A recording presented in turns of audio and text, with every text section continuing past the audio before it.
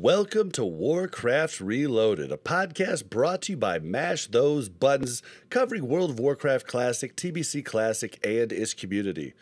I am Bobby, also known as Blazin' Bob, and joining us again back from his trip to the Bahamas, we have Ryan, aka Cognitive Pit. How you doing?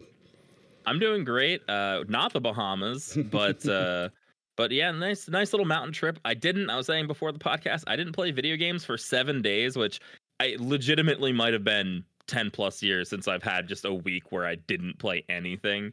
So that was really fun. Not even mobile games too, right? Not even mobile games. Living in a mud hut.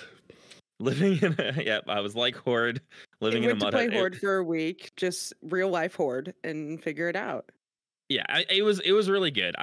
Other people might have the same problem I had, and I didn't really realize until I took the break that I was like, "Oh, TBC just came out. It's only been a couple of weeks, and I'm already leaving." But in reality, I've built up all this fatigue from playing Classic for like the last 2 years almost. So this break was like a break from all of that as well too. And I was like, "Whoa, this is nice." Like I really needed like a reset to focus up and get back into TBC. I mean, I've been having a blast on TBC, but it was just like we went straight from raiding Nax right into TBC, and it was nice to have It was a a big jump without a break. A break would have been nice. Yeah. And we are also joined by Mel, aka Melarina. How you doing? I am good. I guess I'll accept you letting Yip go first since he didn't get to go last time, but just this week, Bob. Yeah, Mel almost got in trouble with our guests last week. She said, "Yeah, I was absent when you guys have cool guests," and then she tried to follow it up with, "At least I came on the good week," but Meldora was like, "Oh, gasp." Oh man, it was pretty good. It was pretty good. Well, guys, we have a doozy of an episode for you this week. First off, I'd like to mention that we stream live on Twitch every week. If you want to check us out live, get your opinion to us firsthand, do it. We might even read what you say on the show. It's twitch.tv/mashthosebuttons. All right, we had some reviews this week. We certainly did have some reviews this week, so let's jump right into them. The first one, best WoW podcast there is. I would absolutely have to agree, personally.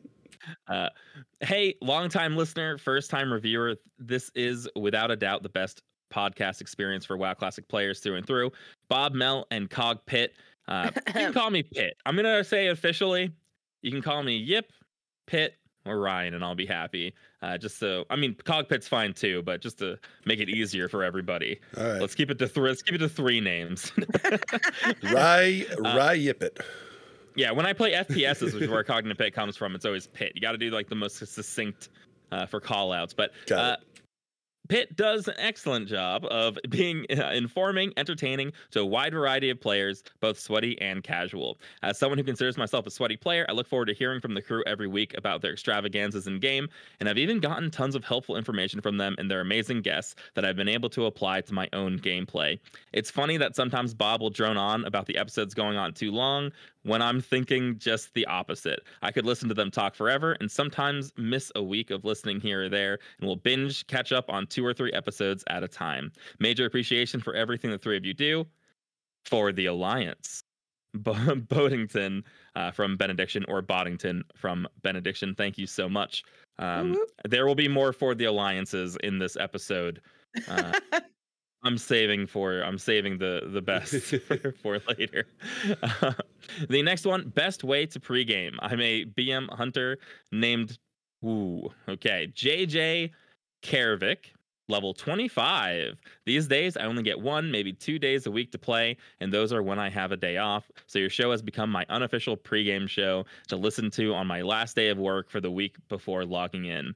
It's awesome to hear such down-to-earth experiences from someone enjoying a return to classic content, and makes me long for those days where guildies felt like family and enjoying the struggles as much as the victories. Keep it up. Looking forward to more episodes to come. Thank you so much, JJ Kervik. Another awesome review. Thank you. Yeah, thank you. Wow, someone else. Now my favorite.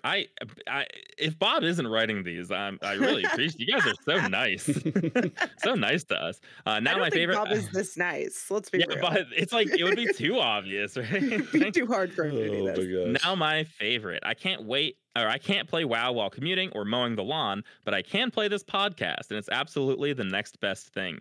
I'm playing vicariously through your weekly accounts and planning my next moves or what add-ons to install. I haven't been listening long and already feel like you guys are lifelong friends. The only constructive criticism I can come up with is please be conservative with editing out content. Since it's only once a week, I'll take every precious minute I can get and would have no issues with super long episodes. The longer the better. Thanks for fighting through sleep deprivation to record these post-launch casts on schedule and saving me from horrible disappointment. Love you guys for the Alliance. Okay, El so Reno on Bagel. so Thank you, El Duderino. just a response to that. Sorry. Oftentimes, like what I'm editing out is when we go off on tangents about things that aren't really WoW related, stuff like that, or stuff where we pause for a second to look something up because we don't actually know a point was brought up that like maybe we don't really know anything about. We're like, well, let's look it up real quick. It's just kind of a weird gap in Also, stuff. if we go on like random tangents about like ranch dressing not being in Europe, which I still will never. I do. left that in Right. because it was just too good. We I think for the most part, the YouTube videos, the YouTubes of the stream, and for the most part, those keep everything in there as well too. But yeah, typically you're not missing It's too usually, much. yeah. Yeah, the time that you're missing is us holding back because this has been going on for 2 hours. We need to wrap soon. That's what we're Yeah, really missing you would out on. believe all the dual spec stuff I've cut out. We need to do like a once monthly 6-hour podcast to get it all Oh, out. God. But thank you, El Duderino on Pagel. Always very much appreciate reviews like that. And I'm almost blushing. These reviews are almost too nice. I appreciate it, guys. Yes, we really Great do. show. I'm one of those people who listen to many podcasts but have never reviewed one until now. I love hearing your stories and different perspectives. Tank DPS healer. In Classic, I was a tank / DPS warrior, so related to Yip/Bob. But now play a Resto Druid for TBC, so I'm interested in Mel's perspective. There is something for everyone. A switch from warrior to Resto Druid. That's a very interesting swap. I bet you're having a lot of fun. Yeah. And yeah, we do finally now encompass a wide spectrum of of play now. I myself love that too. I look forward to this each week just to like have the different interactions between, because the different roles are so different. So different.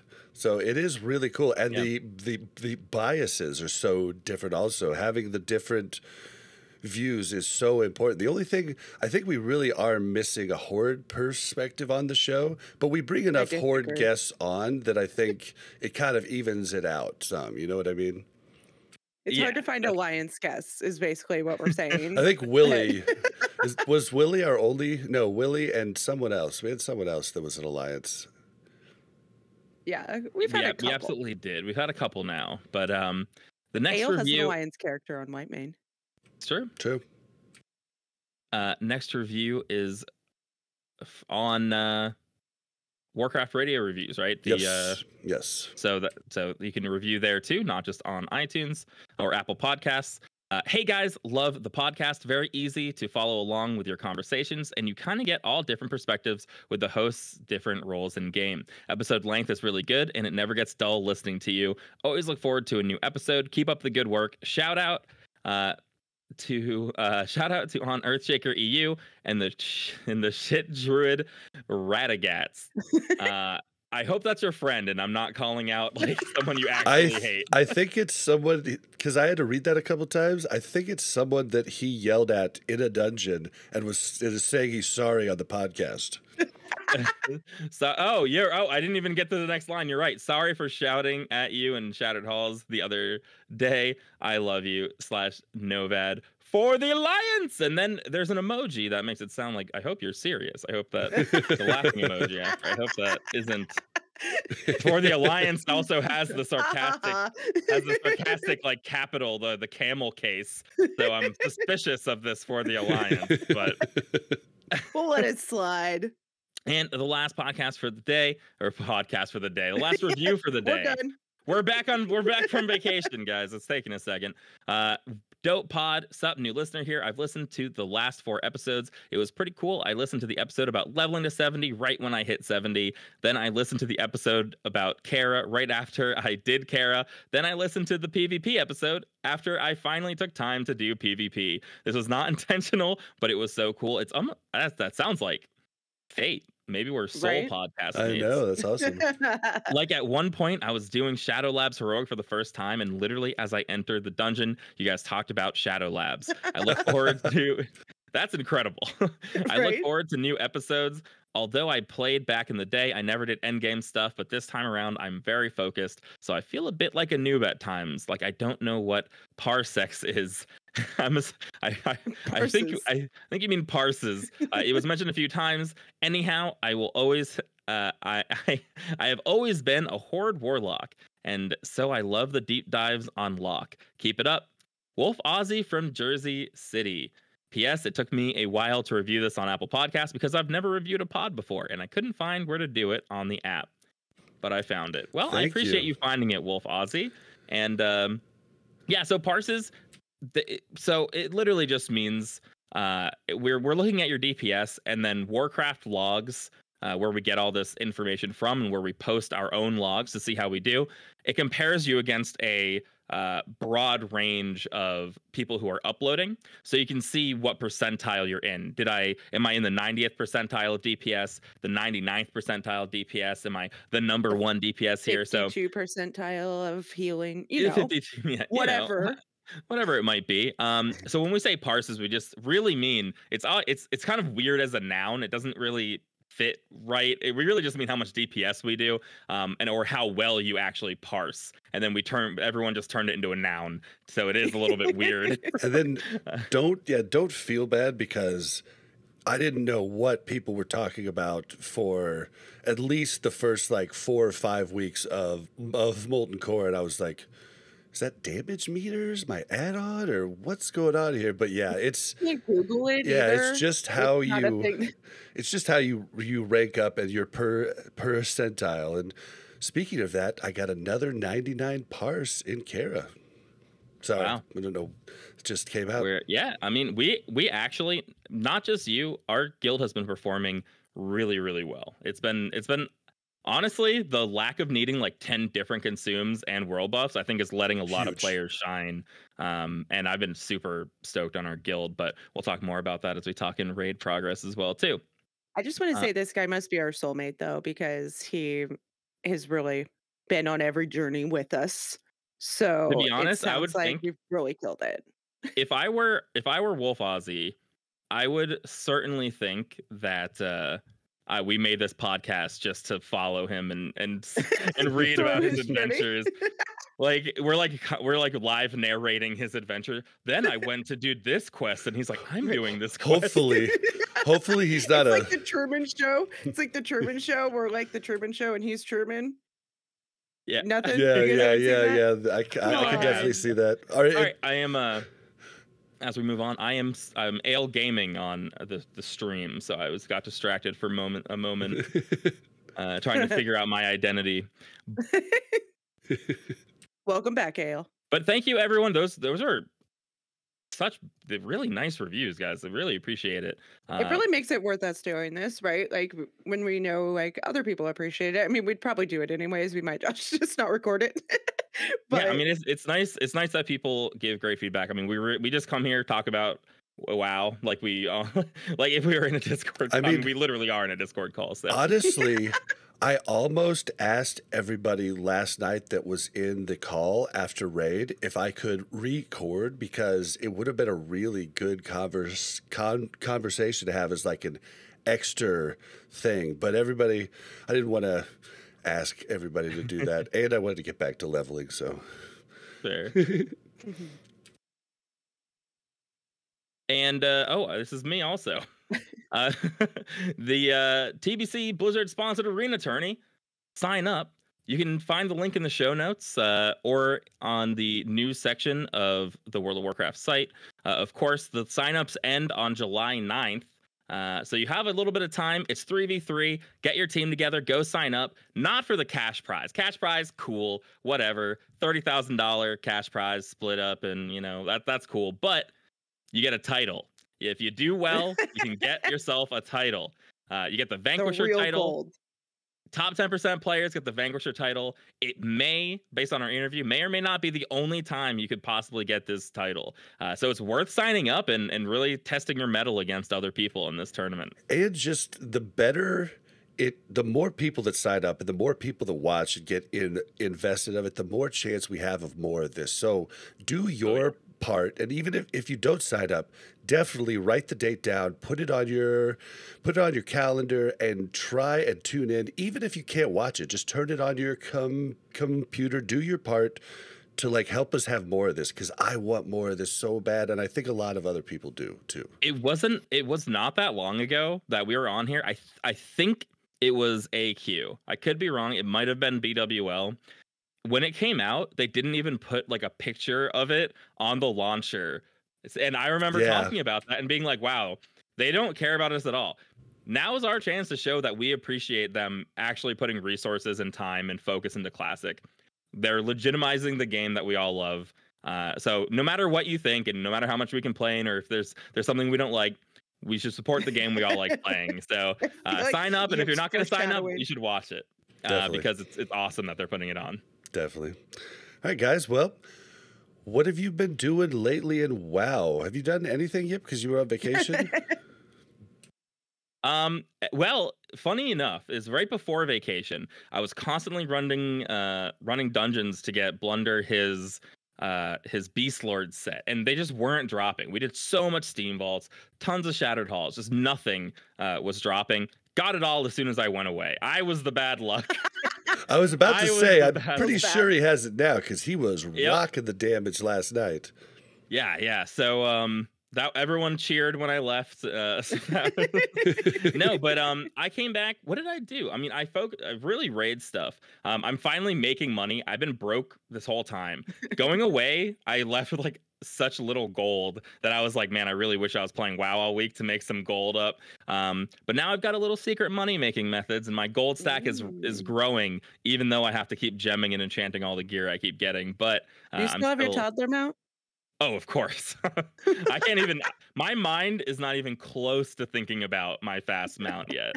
Well, my gold making money, secret money making thing is no longer good anymore, but boy did I make a lot. So I could say it now, but it basically was making the epic gloves that you get from the Kurenai in Nagrand. You get the pattern at friendly, I think is all you need, and it takes soul essence to make soul cloth, and then you turn that into an epic that turns into one or two void crystals. And before, you were making, with the price of soul essence on the auction house, you were making profit of 30 gold if you just procced one void crystal. If you procced two, it was 100 gold because void crystals were going for 70, but now they're going for 40, and soul essence is up to a gold. So you're going to lose money on every one you don't proc to. So it's just not worth the time and effort. But a big thing with that too is void crystals sell a lot. That's another big factor of money making people don't think about. I could make money making sharpening stones and weight stones and stuff, but I can only sell a couple a day. So the actual money I can make is so much more limited. But when you're making money doing void crystals, I'm sure those were selling. They don't cost anything to put on the auction house, right? There's no deposit. So and I was making literally 1,000 gold a day for about 8 days, and that's how I got my whole spell strike set. That's how I'm almost ready to get my mount for Blazing Bob when he gets up. It was huge. Shout out to Viscount for telling me that secret and helping a brother out. It sounds like you have enough gold for my mount. Interesting. It was a good 5,000 to get the whole spell strike set fast. Oh yeah, I can imagine. That's the life of a DPS is hard. I was lucky I didn't have to craft any gear. I need a lot of gear, but I don't have to craft too. much. like 5 of my pieces are tailoring pieces. Oh wow. Yeah, she's still crafting, but she's done with all of her stuff except for, well, we'll get to her in a second. What's the rest of yours? That's pretty much it. Then I came back and raided. I postponed Karazhan, so I had to raid Karazhan Monday, then Tuesday, then we had our Thursday raid. On Wednesdays I played Dungeons and Dragons, and Fridays I do a WoW podcast. I've got a packed schedule on evenings. All right. Well, for me, really, our hero group decided to take a break this week. So last time I talked on the podcast, Blazing Bob was level 61 and Arielina, Mel's Druid, was level 60.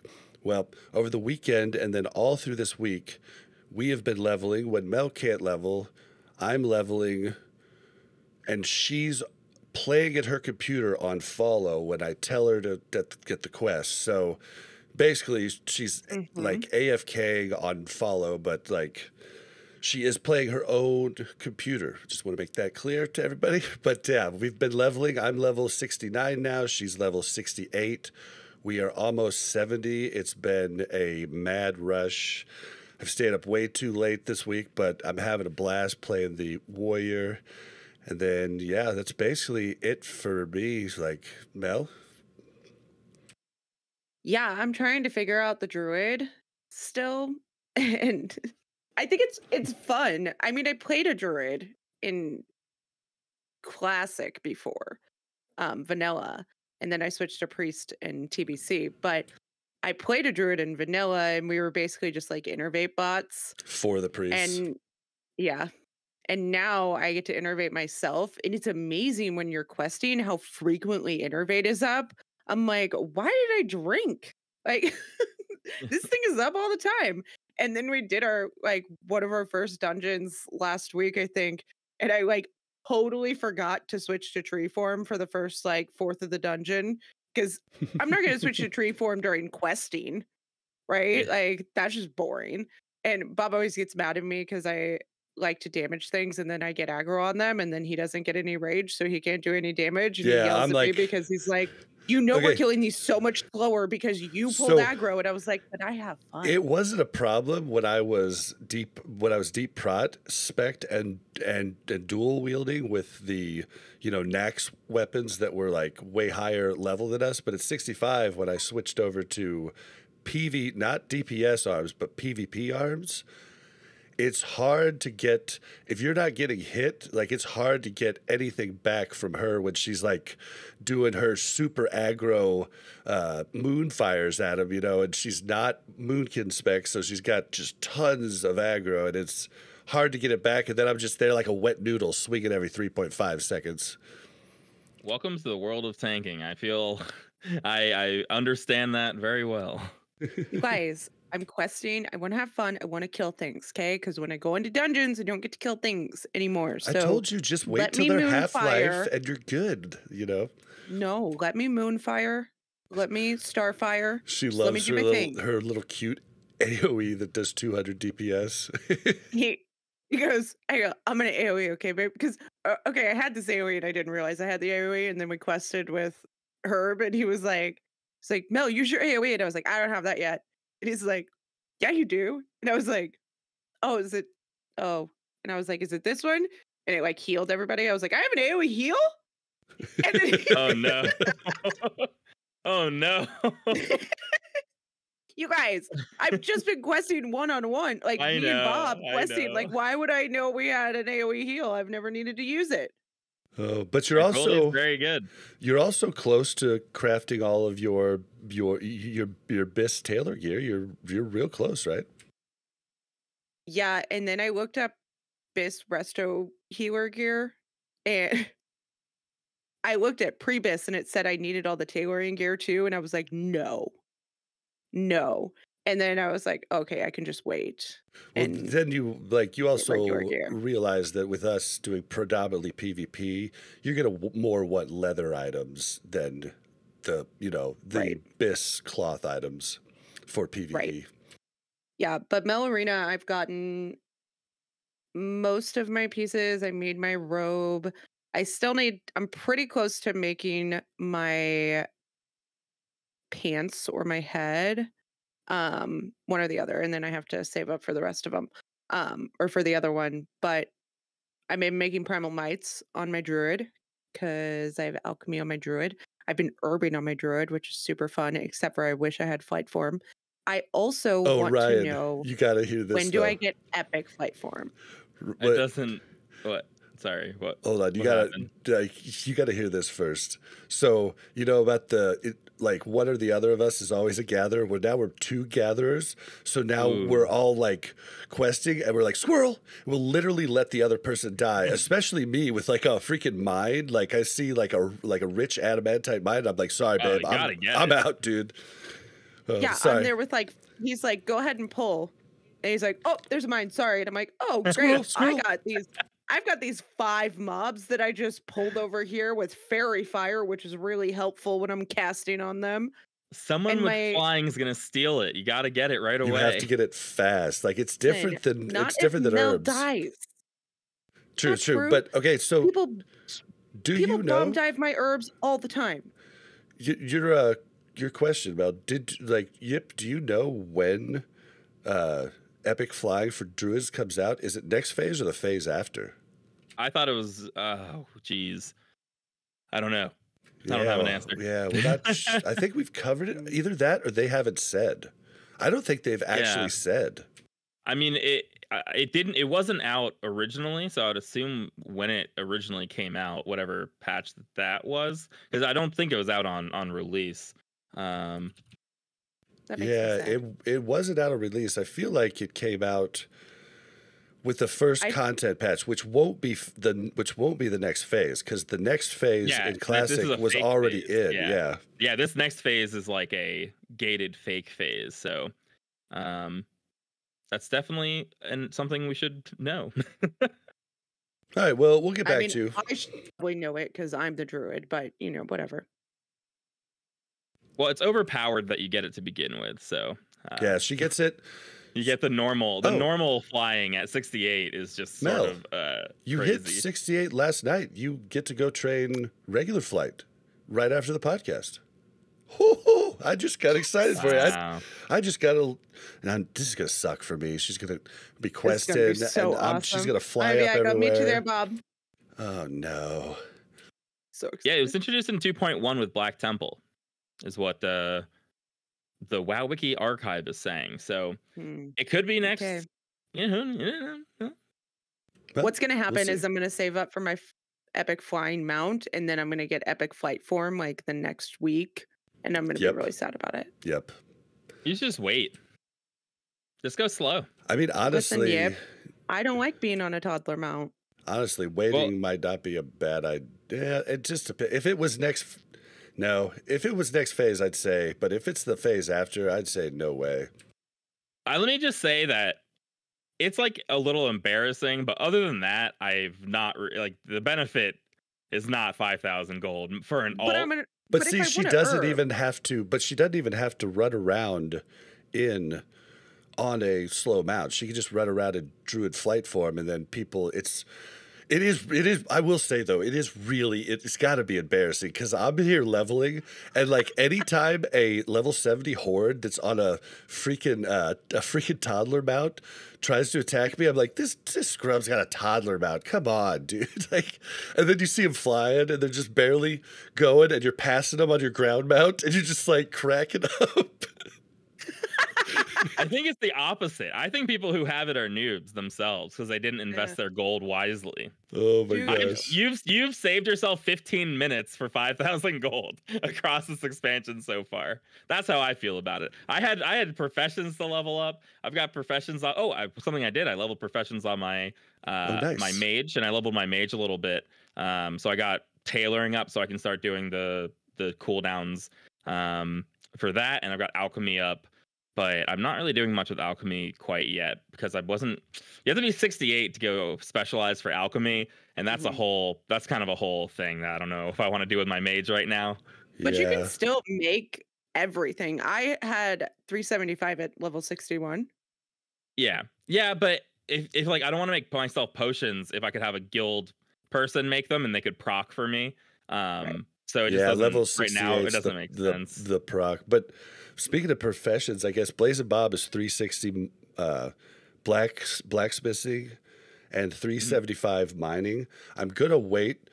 I'll be close to being able to have my epic flying at like when I hit 70. And I'm just gonna get that first because you could just get so many more mines with that epic flying. And so then I'm gonna concentrate to go to 375 blacksmith, and I have to farm that fell steel gauntlets from Akanai Crypts.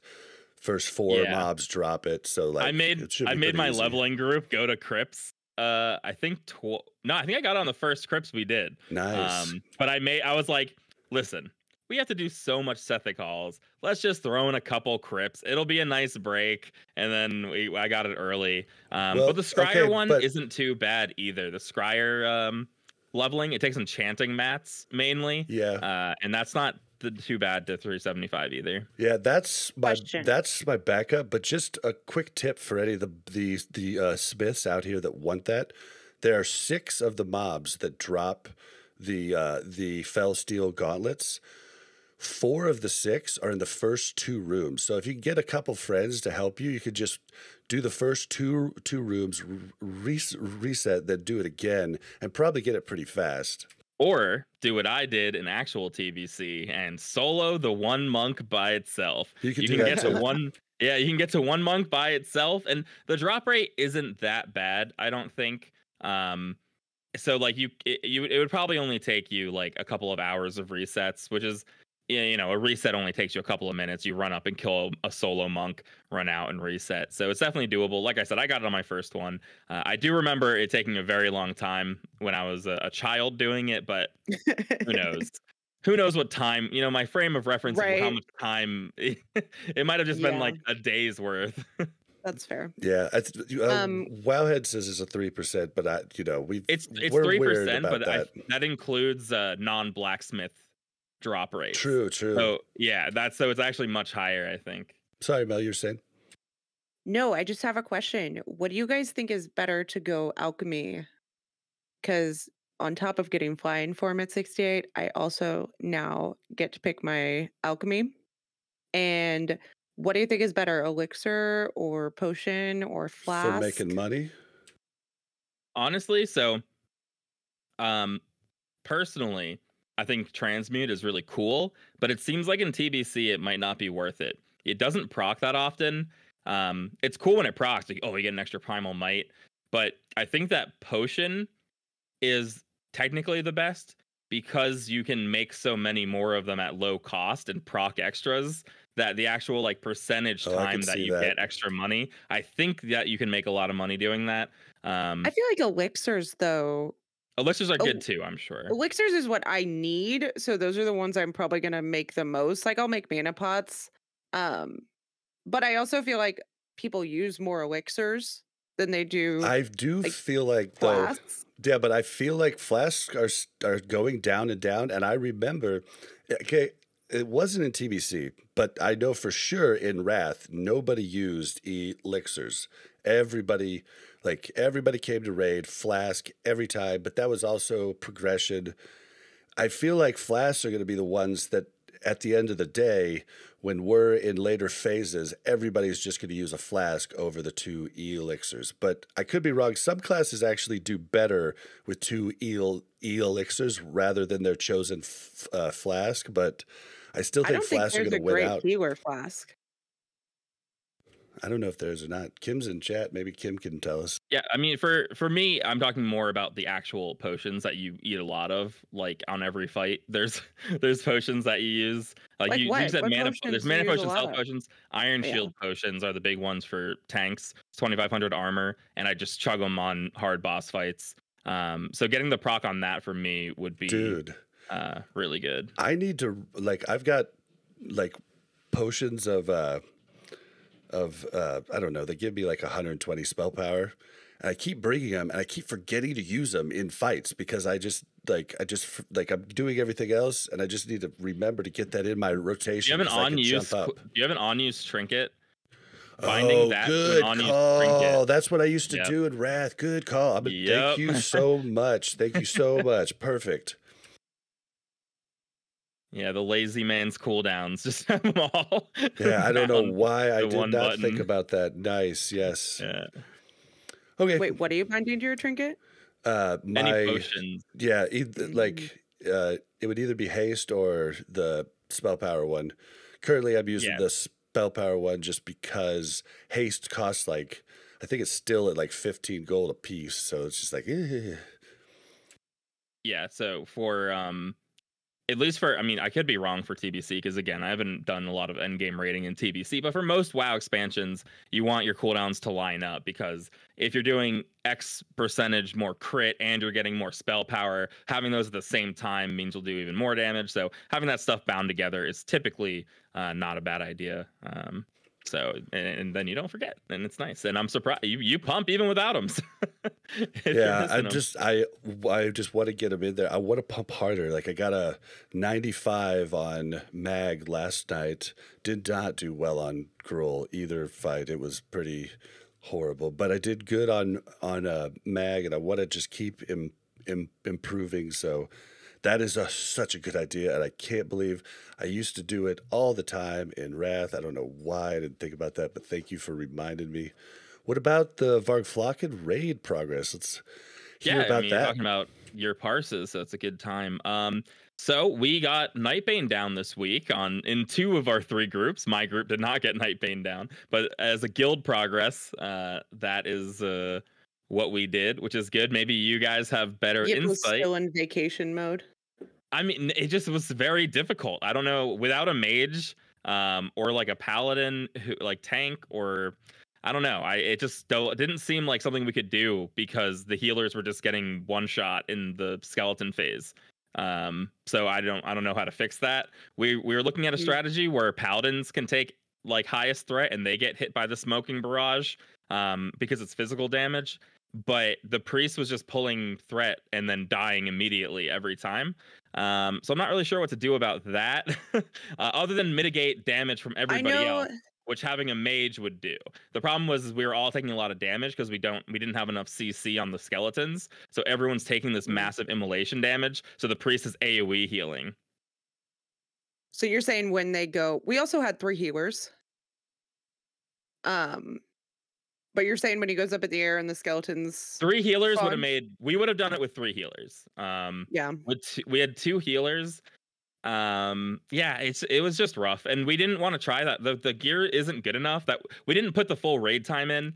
Right. And I hope people aren't mad. I think we didn't.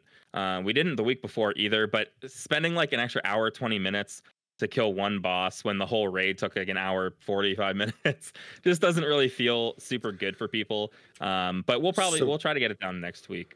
So wait, let me tell them something. Okay, go ahead.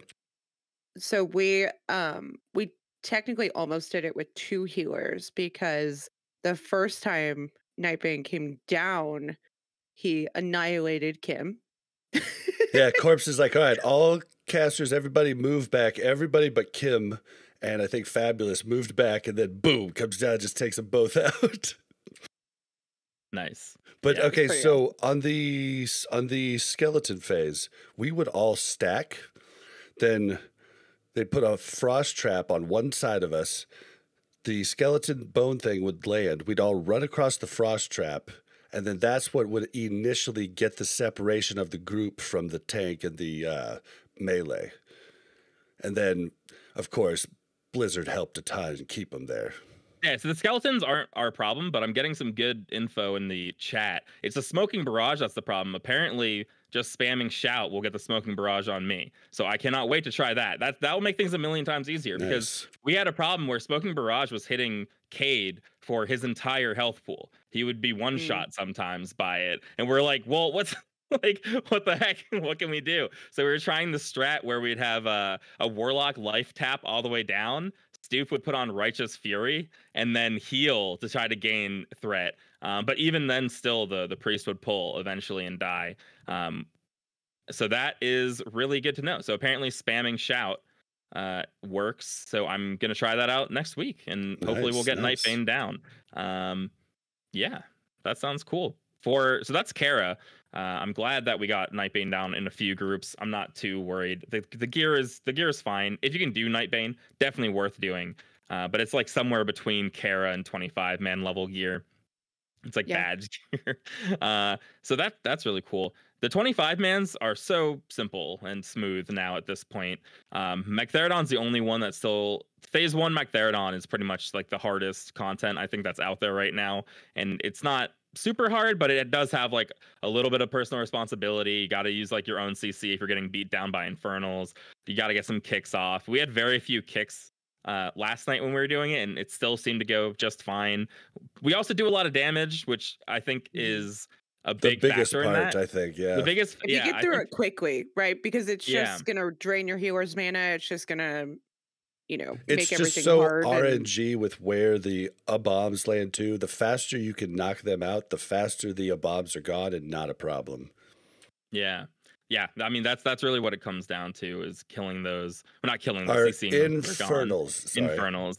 But yeah, I mean, other than that, I'm at the point now. I have a lot of health now, so that even if I mess up as a tank. So before, if I didn't have shield block on, I could potentially just get one shot and die. I'm now at the point where I can take crushing blows from these bosses. So even if I'm not playing optimally, which I'm sure I was in my first week back, it still isn't that big of a deal. I'm going with like 18k health, and they don't hit for 18k.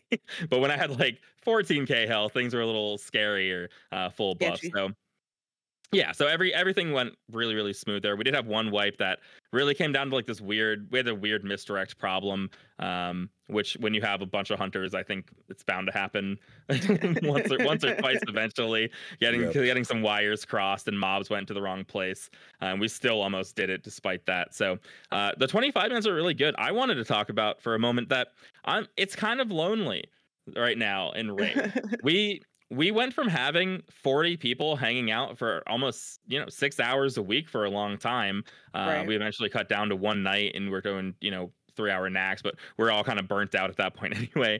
But now it's like you hang out with 9 people for Karazhan, and then the 25-mans take like 45 minutes, 50 minutes, and a lot of it is just like, here's what we're doing. We're doing the boss.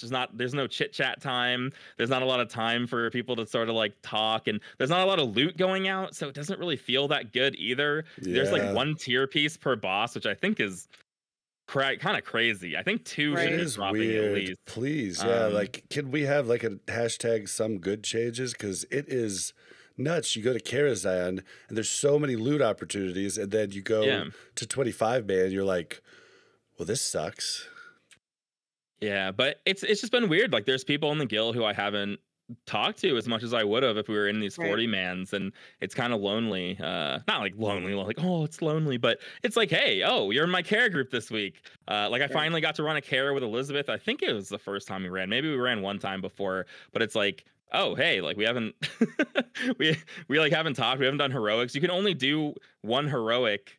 Yeah, you're locked for heroics after you do the one that day. You can't just run it for no loot again. So you do it with like your squad that you're doing it with, and that's your 4 people of the guild. Yeah, and usually it's like the same heroic group, right? Like, occasionally you kind of branch out and do things, but you get like a group that you're like, you work with and you can do things with. And honestly, you just get comfortable with your group comp. Like, it just makes it easier to like, because we still haven't done all of the heroics. So like, we go into one we haven't done, we're like, okay, well, we know it's just easy to parse through what the other classes in your groups like moves are, because you're used to doing it day in and day out. You're like, oh, why don't you do this? It's and you're not running all 15. Yeah, you're not running all 15 dungeons or whatever every single day. So it's like, well, we do these, like, we know these 6 really, really well. If I only need badges, I'm just going to do the 6 that we can do really, really well. And I'm going to bring the people who I know can do it really, really well. I've done a few pug heroics, or a majority pug heroics. Terrible. Absolutely horrible. Not fun at all. So it makes it kind of like you want to stick with the same people. I haven't been playing like a ton. Like I said, I was on vacation last week, so it's not like I'm only seeing a few people and I'm ignoring everybody else. But it's just hard to keep up with the guild as much when you're not all 40 of you sitting together for 6 hours a week. Well, do me a favor. Sorry. I will say one of the funny things is there is more people consistently in Discord now than there has ever been. Right? Yeah, Like, the opportunity to true. do stuff in small groups is unbelievable. right. So I feel like there's more little cliques around, and everybody's like, it's not like this is our clique, like get out, but there's more little cliques around, right? But you can go to any Discord channel now, and literally there's at least 3 that have groups in them, which has never been the case. We never have had that. So I think that's good. I miss healer chat because in our 40-man raids, we had a lot of healers and we would talk smack in healer chat. And now we don't have that, right? Like, what am I going to do? Talk smack in healer chat to my other healer in the group and be like, or to the other healers in the other group, and you don't have any context of what just happened and stuff. You know what I mean? right. You gotta talk to your party. You gotta go for party elitism. Like, what up, Group 5? We're the best. We're the best group in this 25 man. Well, Let's show we them. definitely do that, but usually it's like we do it in the 25 mans, but usually it's like, all right, Shammy, where are you standing? Because we want to be by the totems. But That's not as exciting. do me a favor, Yip. Get it's Eye of the Storm weekend, and I am respecking SLSL for the weekend. So get a pre-made going, and we'd love to participate in that. Yeah, that's a good idea. I could use some Eye of the Storm marks myself. Same. So I think a lot of definitely people time to could do have. it. I haven't played it yet. I've only done a couple. It's just there's so many other things to do that Right. PvP I has did- fallen to the wayside for me. I did like 6, and it was enough to get my 12 spell power, or 10 or 12 spell power gem. And so I did that, but yeah, that's all I've done. I'd love to do more. All right, guys. Well, let's move into the news. So the news is kind of light this week, but big. One of the news topics we're going to talk about in discussion after these two. Now, okay, so we talked about the Blizzard survey on Classic Fresh last week. You got Melderon's, and Ale's take on it, but we do want to hear Yip's pick on it, or take on it, because we didn't get to hear it, and this is basically your idea from way back before I think anybody that I followed was talking about it. So what are your thoughts on this? Yeah, it's cool. It seems like it was unclear from the last Classic survey. So this is the survey they sent out that has like, do you want summoning stones? Do you want faster XP? Do you want, all these little changes?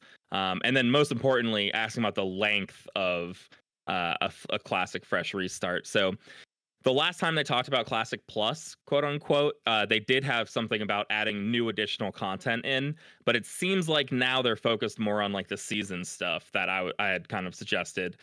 They do seasons in like Diablo, and that seems like what their focus is. I think it's cool. I think it's awesome. I like that. It'd be cool if they did like some public surveys. It would be cool to see like some actual player driven, like, okay, we'll test out a 6-month Classic server. What do you want to see different in it, and actually have people voting on what would be in it? And it'd be cool if those results were public also. Yeah, I want to see public results. I want to know what the community thinks, not just the community that listens to us. You know what I mean? Like, I want to know what everybody thinks. Yeah, it's really cool. I think seasons are good. Seasons were really cool when we were actually playing Classic, but now that TBC fixes a lot of the problems that Classic had, and I'm really enjoying TBC. I think TBC is even better than I thought it was going to be. I knew I was going to have fun in TBC, revisiting it from a PvE perspective.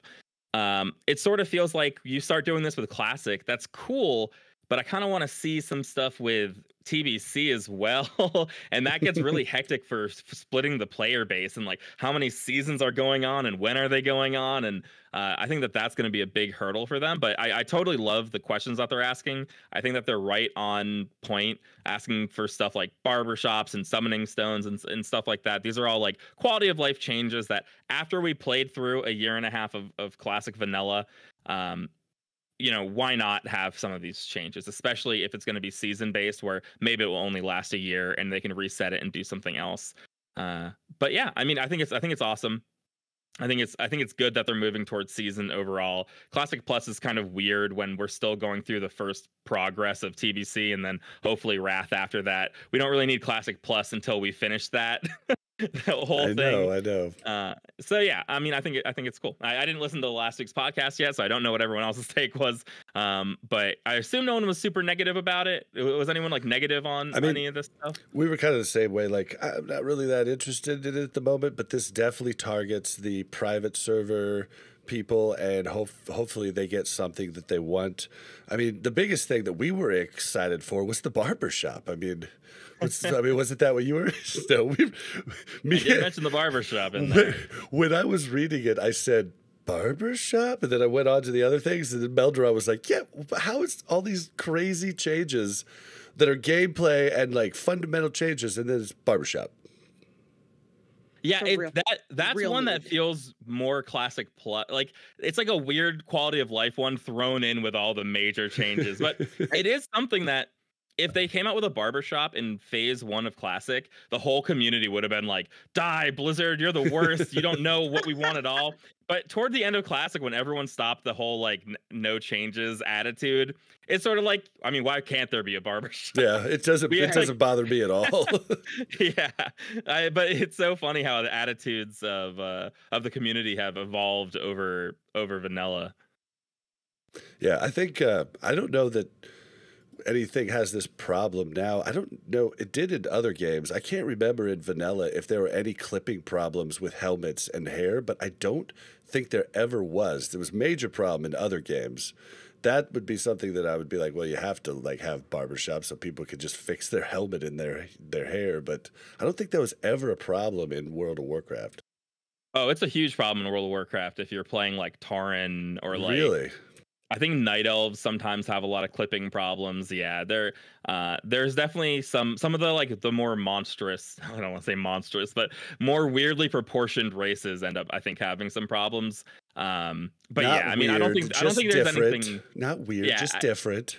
I don't think there's anything so glaring though that like that would be the cause of the barbershop. But hey, changing your hair or whatever, I think that's totally fine. Or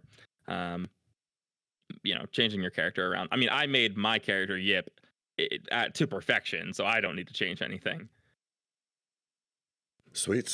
Well, all right. Well, let's move on to the other one. We didn't really have a whole lot of insight on this change, but we talked about the upcoming change last week. It has been put in. Feral Druid energy ticks. They will get the full 20 energy tick upon shifting. This was something that got screwed up when we switched over to TBC, or when a change was made for something else, and now they've changed it back. I can poorly explain it really quickly, and this is a really. I think we did last week. Oh, you did? Okay, perfect. Yeah. Great. Don't even need to worry about it then. I don't know if it was we kind of poorly explained it then too. We didn't have anybody that played Druid, and I know Yip's been playing one, but I play Druid. You want me to take this, guys? I'll take it. Did you know that I've got an AoE heal? And I did notice the 20 rage and energy that I wasn't getting. Yeah, for this is just like equivalent to like seal twisting for paladin quality of life, so that it plays the way people expected it to play. So good. I mean, as long as it doesn't like if this was a change that made Feral Druid the #1 DPS, there might be more to talk about. But this is really just like this makes it play better. This is how you're supposed to play. Yeah. Yeah. All right. Well, yeah, that's all we've got for that news. We do have one last piece of news, but we're going to cover that in discussion. All right. So this is a big one and a doozy. I'm going to go ahead and read it out if I can find it. Oh, shoot. I didn't have the right page up. My bad. Technical difficulties. Hold on real quick. Irredeemable. Okay. So what you're missing in the cuts. I'll just read out some of it that I have to, so that everybody can understand the change we're talking about if you haven't heard about it. So this was a blue post. Hey, Battleground enthusiasts. As soon as we saw Battleground queue times go way up a few weeks ago, we got to work on our options for addressing the situation. They've all been discussed here and elsewhere, as you know, and in addition to following your discussions closely, we looked at game history and data. What was most evident from all of your feedback was players want to continue to play on their chosen side of the faction conflict. Players don't want to wait in long queues for BGs, and players don't want highly convoluted mechanisms for getting into a BG. I don't want to work, but I have to. That wasn't part of it. But okay, moving back. To solve those issues as best we can, we've been internally testing a configuration where War Games system is used to bring about Horde versus Horde or Alliance versus Alliance BGs from the regular queue and ready to test in live game. Here is the plan. Starting tomorrow, which is today as of the recording of this pod, you'll be hearing it on Monday, but it started July 2nd. We're going to enable same faction BGs. You'll queue for BGs as usual. The matchmaker will try to make an opposite faction match for you. If that is not available and cannot quickly be made, you'll be matched against a team from your faction. Rewards such as honor and reputation will be assigned as normal. We've been thinking of these like military training exercises, and to help get that feel across in-game, we're testing putting masks and tabards on the team playing on the enemy faction's base. Please note the same faction won't be available for Alterac Valley, which was never hooked up for War Games, and would be particularly awkward for the team that found themselves fighting alongside a great number of enemy NPCs. We are following the action closely throughout the weekend, and with scheduled maintenance next week, July 6th. We're going to return the matchmaker to its regular configuration and analyze what happened. When same faction play goes live, we'll open a new feedback thread in this forum. After you've played some BGs, come to that new thread and let us know how it went. Oh, who wants to start? I'll go first. I have a lot of thoughts on this. Quickly, I'm just going to let everybody know we're going to do all three of our takes. We are going to let the person talk. We are not going to interrupt. After all three people have talked, we will hash it out. I wish that I could turn my face into different emojis during this part, right? Or GIFs. So when Yip says things, I can spam this GIF. I'm gonna do it in chat, okay? Well, we'll let you go. We'll let Yip go, then you go, and then I will go. So take the floor. No, I want to go last. Okay, Mel can go last. Yip, you have the token or whatever, the thing you can hold when you can talk. Thank you. So I want to caveat this conversation. I'm going to do my best to not say anything that is specifically anti-Horde in this. I will refrain from calling Horde whiny crybabies who cried so hard that Blizzard actually fundamentally changed how the game works for them to baby them. I will refrain from those sort of arguments so that I can talk about the real problem that I have with this particular system. So the main issue at hand is faction imbalance. It's not BG queues, no matter what Blizzard wants to say. The reason Horde have long BG queues is because the factions are imbalanced. This particular Band-Aid fix is a fundamental change to the way that the game works in order to Band-Aid the real problem. Long queues for faction, long queues for Horde, or if it were Alliance, that is a symptom of a problem. It is not the problem. And if you play Alliance on most servers, you'll understand what other symptoms exist. Many servers are unable to use the summoning stones. Many servers are unable to get into Karazhan without dying 3 or 4 times. I mean Alliance side specifically. These are issues that all come from faction imbalance. Right now across the board, Horde are 60-40 or 60-40 Horde to Alliance, which that doesn't sound like much, right? It's very close to 50-50. But what you have to understand, and might not be intuitive inside you, that means there's 50% more Horde than Alliance. That's a lot more Horde than there are Alliance. If you play on a PvP server, you'll understand what I'm talking about for the most part. Of course, there's like Heartseeker that's like 99% Alliance, I think. There might be one server that has an Alliance domination. But the problem I have in its main point is that this fix is a buff to the Horde no matter what. No matter how you look at it, this change is a buff to the Horde and a nerf to the Alliance. The only sole benefit right now that Alliance have over Horde is that they have short queue times. They're able to farm honor at a much higher rate than Horde. So that's a problem. And I totally agree that that is a problem.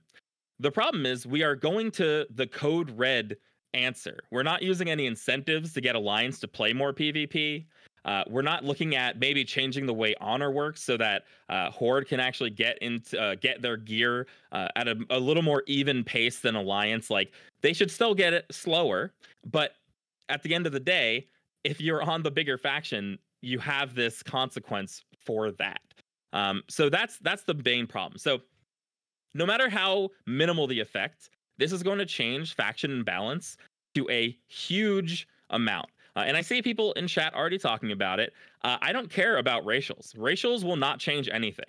No one is going to faction switch, right? I don't believe that if you change racials, people are going to faction switch very much. Right now, the main reason you wouldn't play Horde as an Alliance is because you want to get into games. I know many people who actually want to play Horde, but they knew that the queues were going to be long. So they stayed Alliance because they wanted to grind their honor gear even faster. That is a benefit that the Alliance had that made the population stay. There was like a 12, maybe 15% difference of population from Classic coming into TBC. And it's all caused by the perceived benefit of the Horde racials. It's not the case necessarily. It's fine to argue that the racials are better or worse, or Horde don't have that big of an advantage. I don't care about the advantage. I also don't care that Horde are fighting each other. What I care about is some amount of people are going to switch over to to Horde, right? No matter what, there's going to be a percentage of people, no matter how small. The imbalance is going to grow. So much so, if you recall, we used to have 70-30 servers in Phase 2. What happened to the 70-30 servers in Phase 2? They became 99-1 servers because when there is an imbalance that great, people start to leave. They'll reroll PvE. I see all this talk about, oh, Alliance should reroll Horde, or Alliance aren't going to reroll Horde. No one's going to reroll factions. I agree. But they will reroll PvE servers. You can just go hang out on a PvE server if you'd like to play Alliance still. Why am I going to get punished in the world for the Horde, right? So this faction imbalance, no matter how you look at it, is going to happen, right? Because the Horde are gaining a buff. They're gaining an enormous buff. 2-hour queues going down to 30-second queues, which is what's happening today, is an enormous buff. So no matter what you want to say, this will increase faction imbalance, which, if you remember my mission statement, is the cause of the problem. Faction imbalance is the #1 reason casual players quit during Phase 2. Faction imbalance causes huge economic problems. It causes people to leave PvP servers. And that's why in retail WoW, there are no PvP servers anymore. PvP servers do not exist in retail WoW. Sorry, I mean retail WoW. They don't exist any longer. You have mercenary mode, right? Which is basically the same thing. Horde can play with Alliance, but the Alliance are given in-world benefits. If you turn on PvP mode or war mode on in retail, you gain a benefit to your experience as an Alliance. So we leveled, I think, 30% faster than Horde did because we were targeted or we were flagged for PvP in retail. So there are out in the world benefits in retail right now. This is giving the Horde mercenary mode without giving the out in the world benefits to the Alliance. We still have to fight our way into Kara. We still can't use summoning stones. our economy is going to continue to be messed up, and it's going to be exacerbated as people reroll or quit. I mean, I'm not selling doom or gloom. This might not be the worst thing ever, right? This might have a minimal effect. But the problem is Blizzard is implementing something that's going to exacerbate the main problem of faction imbalance. They are slowly killing the Horde. And of course, the Horde don't care. Horde don't care at all because they don't understand what it's like to be the smaller faction. And that's really what it comes down to. I had a couple of not better ideas, but a couple other things to run through. So you could incentivize Alliance to PvP, right? Give them if you chain maybe that you can have a system that just chain queues you for dungeon or for PvP battlegrounds, and then maybe you get some additional rewards, additional honor, additional marks. I don't have a clear set out thing, but you don't have to give a buff to the Horde. You could incentivize Alliance to play more PvP, right? Horde had longer queue times for all of Classic. This already was a problem. They've only like doubled. It hasn't been that much worse. So 40-minute queue times, I think, or 30-minute queue times are an acceptable queue. The problem is there's no incentive for Alliance to PvP right now, and we can get our honor pretty quick. You could raise honor across the board, give everyone double honor.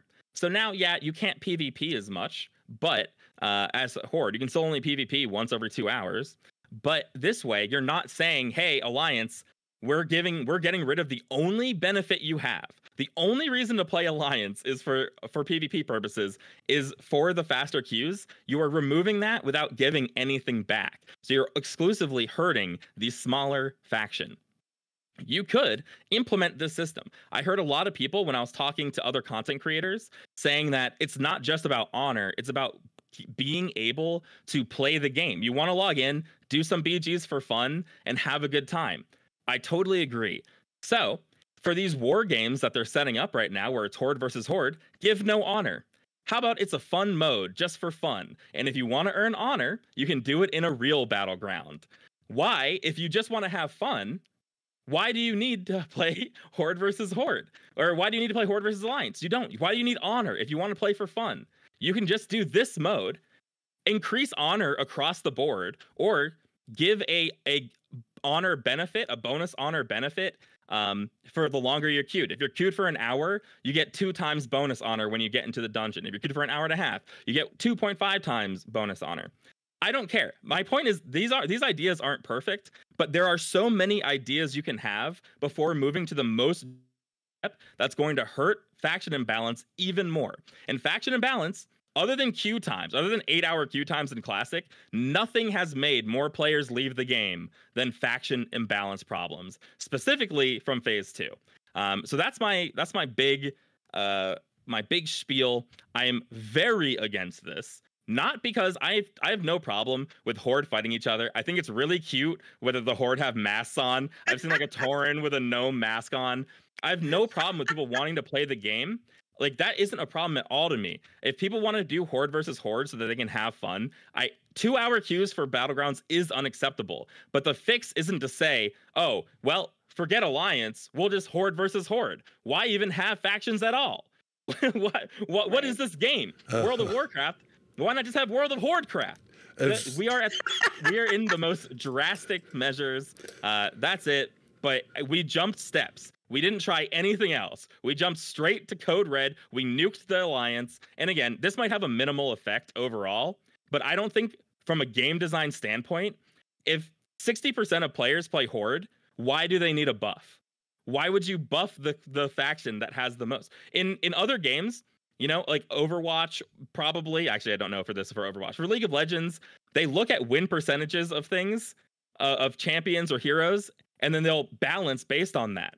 If Horde are the overpopulated people, then you should not be buffing them. That is common sense. And if anyone thinks they can disagree with that, I'm inviting you onto the podcast.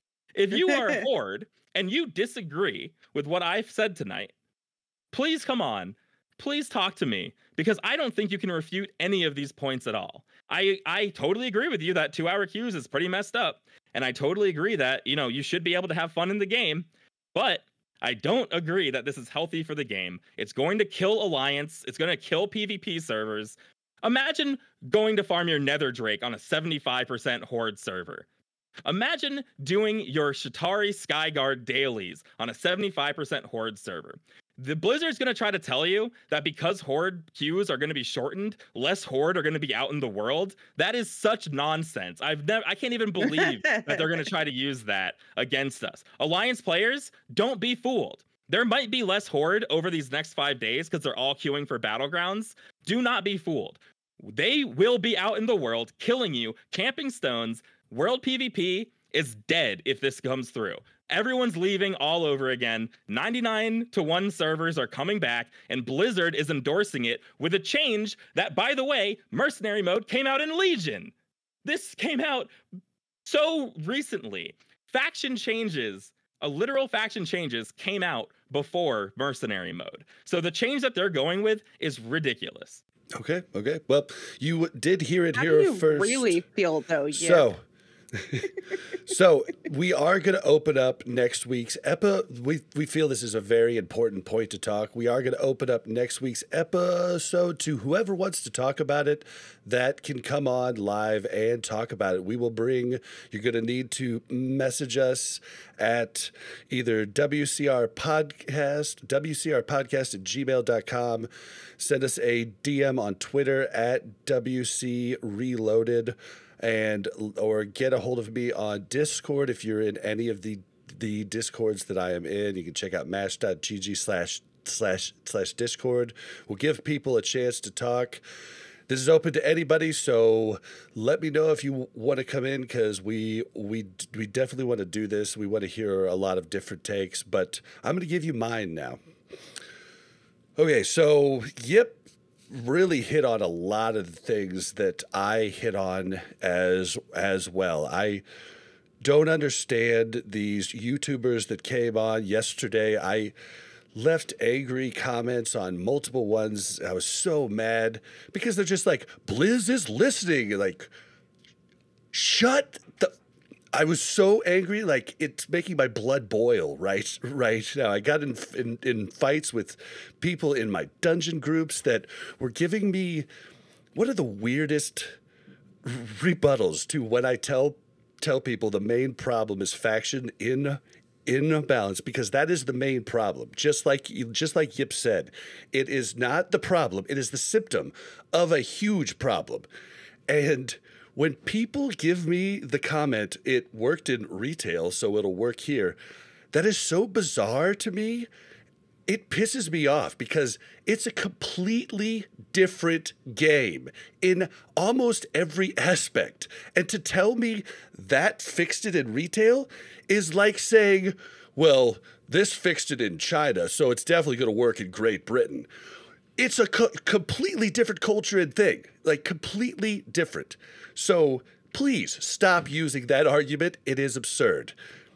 The other thing is like, just like I've been leveling from level 61 to 69 over the last week on a 60-40 populated server. Well, like I think it's like actually 65 now, Horde, but I haven't been checking. That's just what Warcraft logs say. The amount of people working up alts and everything there, Horde are everywhere.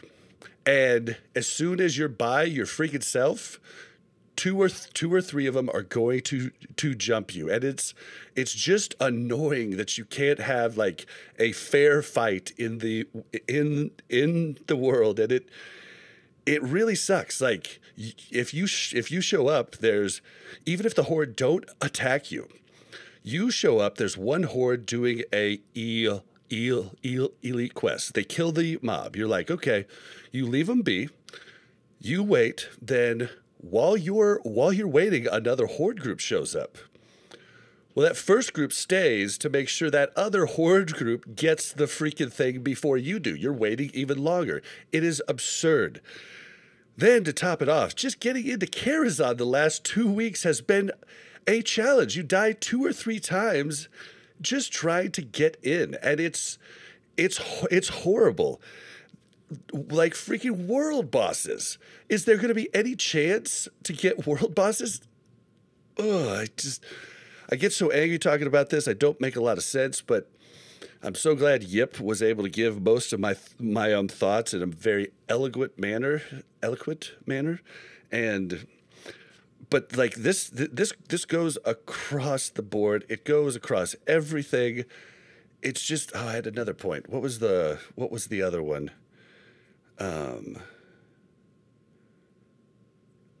Just major, like if you want to farm, like farming in the open world is great now, and you have to just give in to Horde because there's just more of them, and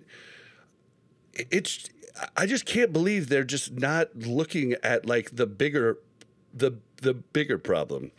There's also, you were talking about things that they could change. They could give, I don't know if it would work, but they could give the Alliance every man for himself, which arguably with Will of the Forsaken should have been in from day one. And there's so many different things that they can do, and this one just really makes me mad. I am happy for our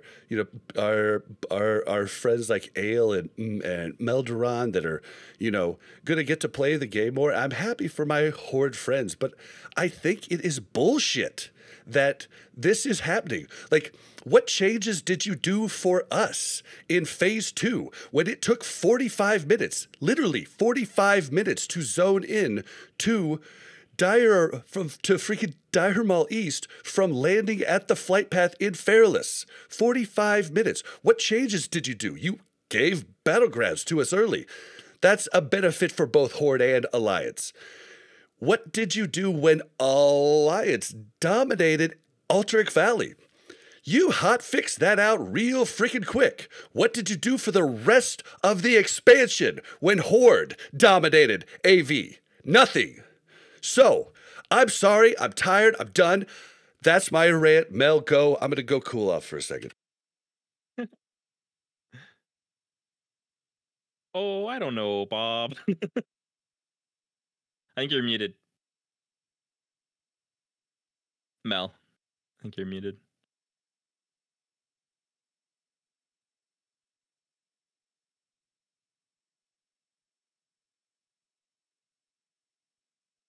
Mel, you're muted.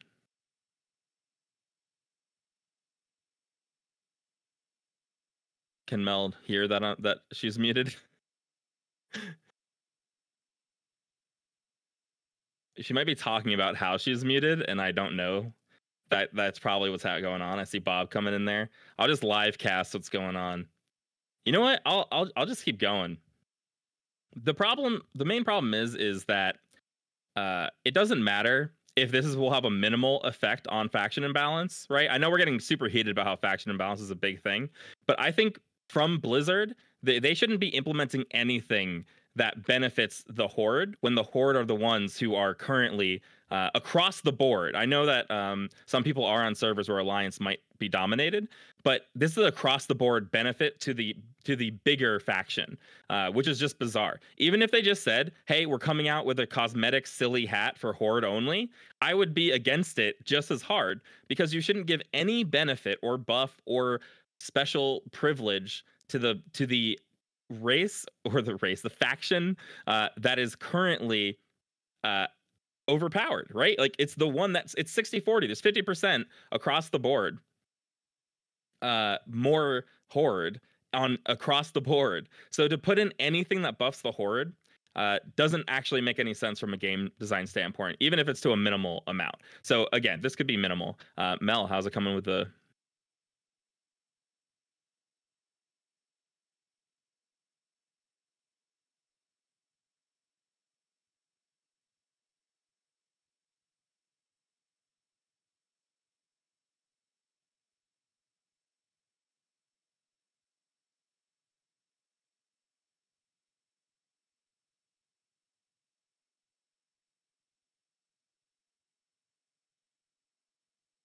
I know. Oh, I know. I don't know. I think Mel's. We're working on technical difficulties.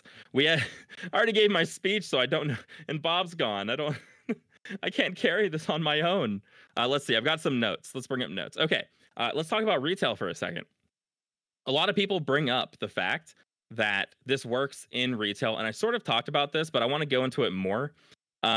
So I think this does work in retail, but it actually is a big problem that we're missing a lot of the open world quality of life that retail has. I don't want this in Classic, don't get me wrong.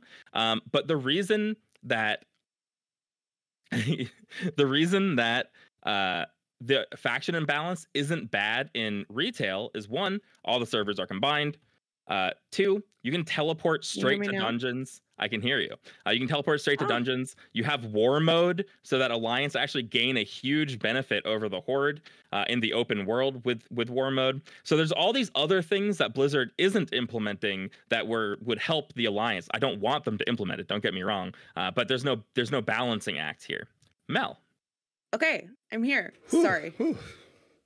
Bob, I think, cut my line because he knew I was going to be. I had to go take some deep breaths. Woosah, woosah. But I'm good now. Mel, go ahead.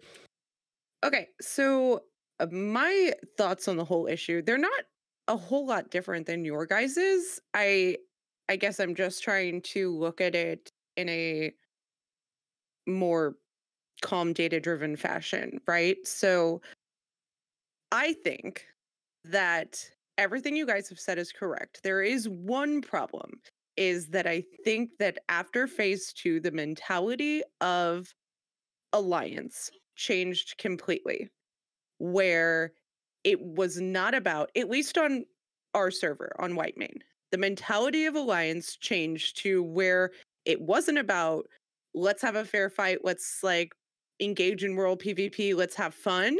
It was about sacrificing your neighbor to get to what you needed to get done. And I think that mentality has stuck to an extent with all of the Alliance on our server, because it's very rare that we get a time where we're fighting Horde and Alliance that run by stop and help us fight the Horde, right? Like those times I'm surprised, which is not a good feeling, right? Because I know every time I fight a Horde that if any Horde walks by, they're jumping in and they're going to help kill me. And I think that that mentality is an issue. So I think even if we had 50-50 servers, we would still feel oppressed. So I don't know what you do to fix that. You take back, rewind time, take back phase 2, because that was awful. Also, an example of Horde is Bob and I were leveling, and we were doing something, and we helped these Horde kill Dern, right? Right after we killed Dern, they killed us. Like, really? And when Bob said, hey, should we help them? I go, eh. And he goes, no, let's help them. And then they killed us. And I go, that's why you don't help the Horde, Bob. That's why you don't do it. They had already had their tank die, so I ran in and tanked it for them. This is my time. But I think that the overwhelming, overarching issue is, like you guys have said, the server population imbalance, whether it's Horde or greater than Alliance or Alliance greater than Horde. I don't understand why there is not already a fix for this, because there is a fix. There is an easy fix. And it is to have a cap on Alliance and Horde on each server. There's no reason that you can't say this can't go above 50% of the population. There's no reason you can't say that. We had Meldron on last week, and he said they wanted to transfer servers because they're on a 99.1 server. They wanted to transfer because they want that world PvP. They want to be the Horde on a PvP server. And they wouldn't, because they couldn't get all their guildies to pay for a transfer, right? Why is that not free? Why is it not free? You're spending so much money, so much time, so much effort on trying to fix this issue when you could fix it with a simple solution of you can free transfer your guild to these servers. If you're Horde, this is how many we can take. If you're Alliance, this is how many we can take. I think the argument that just go play PvE if that's not what you want is a ridiculous and absurd and insane argument, because that's not what we want. That's why we roll PvP servers. We want to have a PvP experience. We want the enjoyment of the open world. I can kill you or I can not. Danger. What we don't want is every time I go to Kara, I get ganked by 25 different horde, and all my alliance buddies try to run in front of me because they know they're focused on me, right?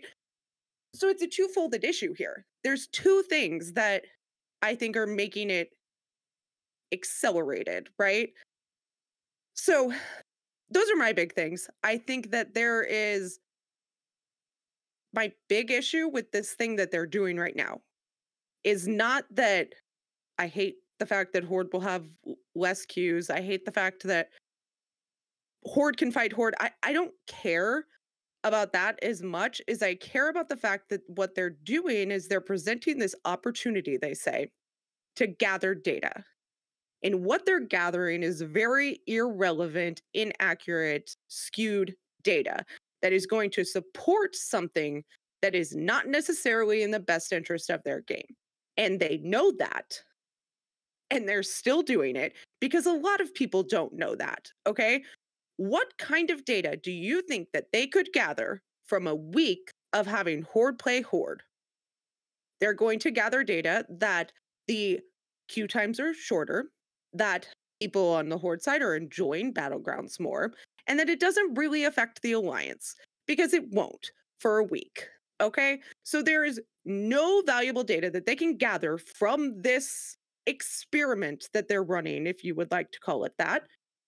And they're going to use that data to make decisions that are going to be based on inaccurate data. And I'm sorry, my job is to look at data and to make decisions, and this is just not appropriate. So I urge you guys to not get skewed by what data they present, that look at this miraculous thing that just happened because this is the data that we got. You can manipulate data to look like anything you really want it to.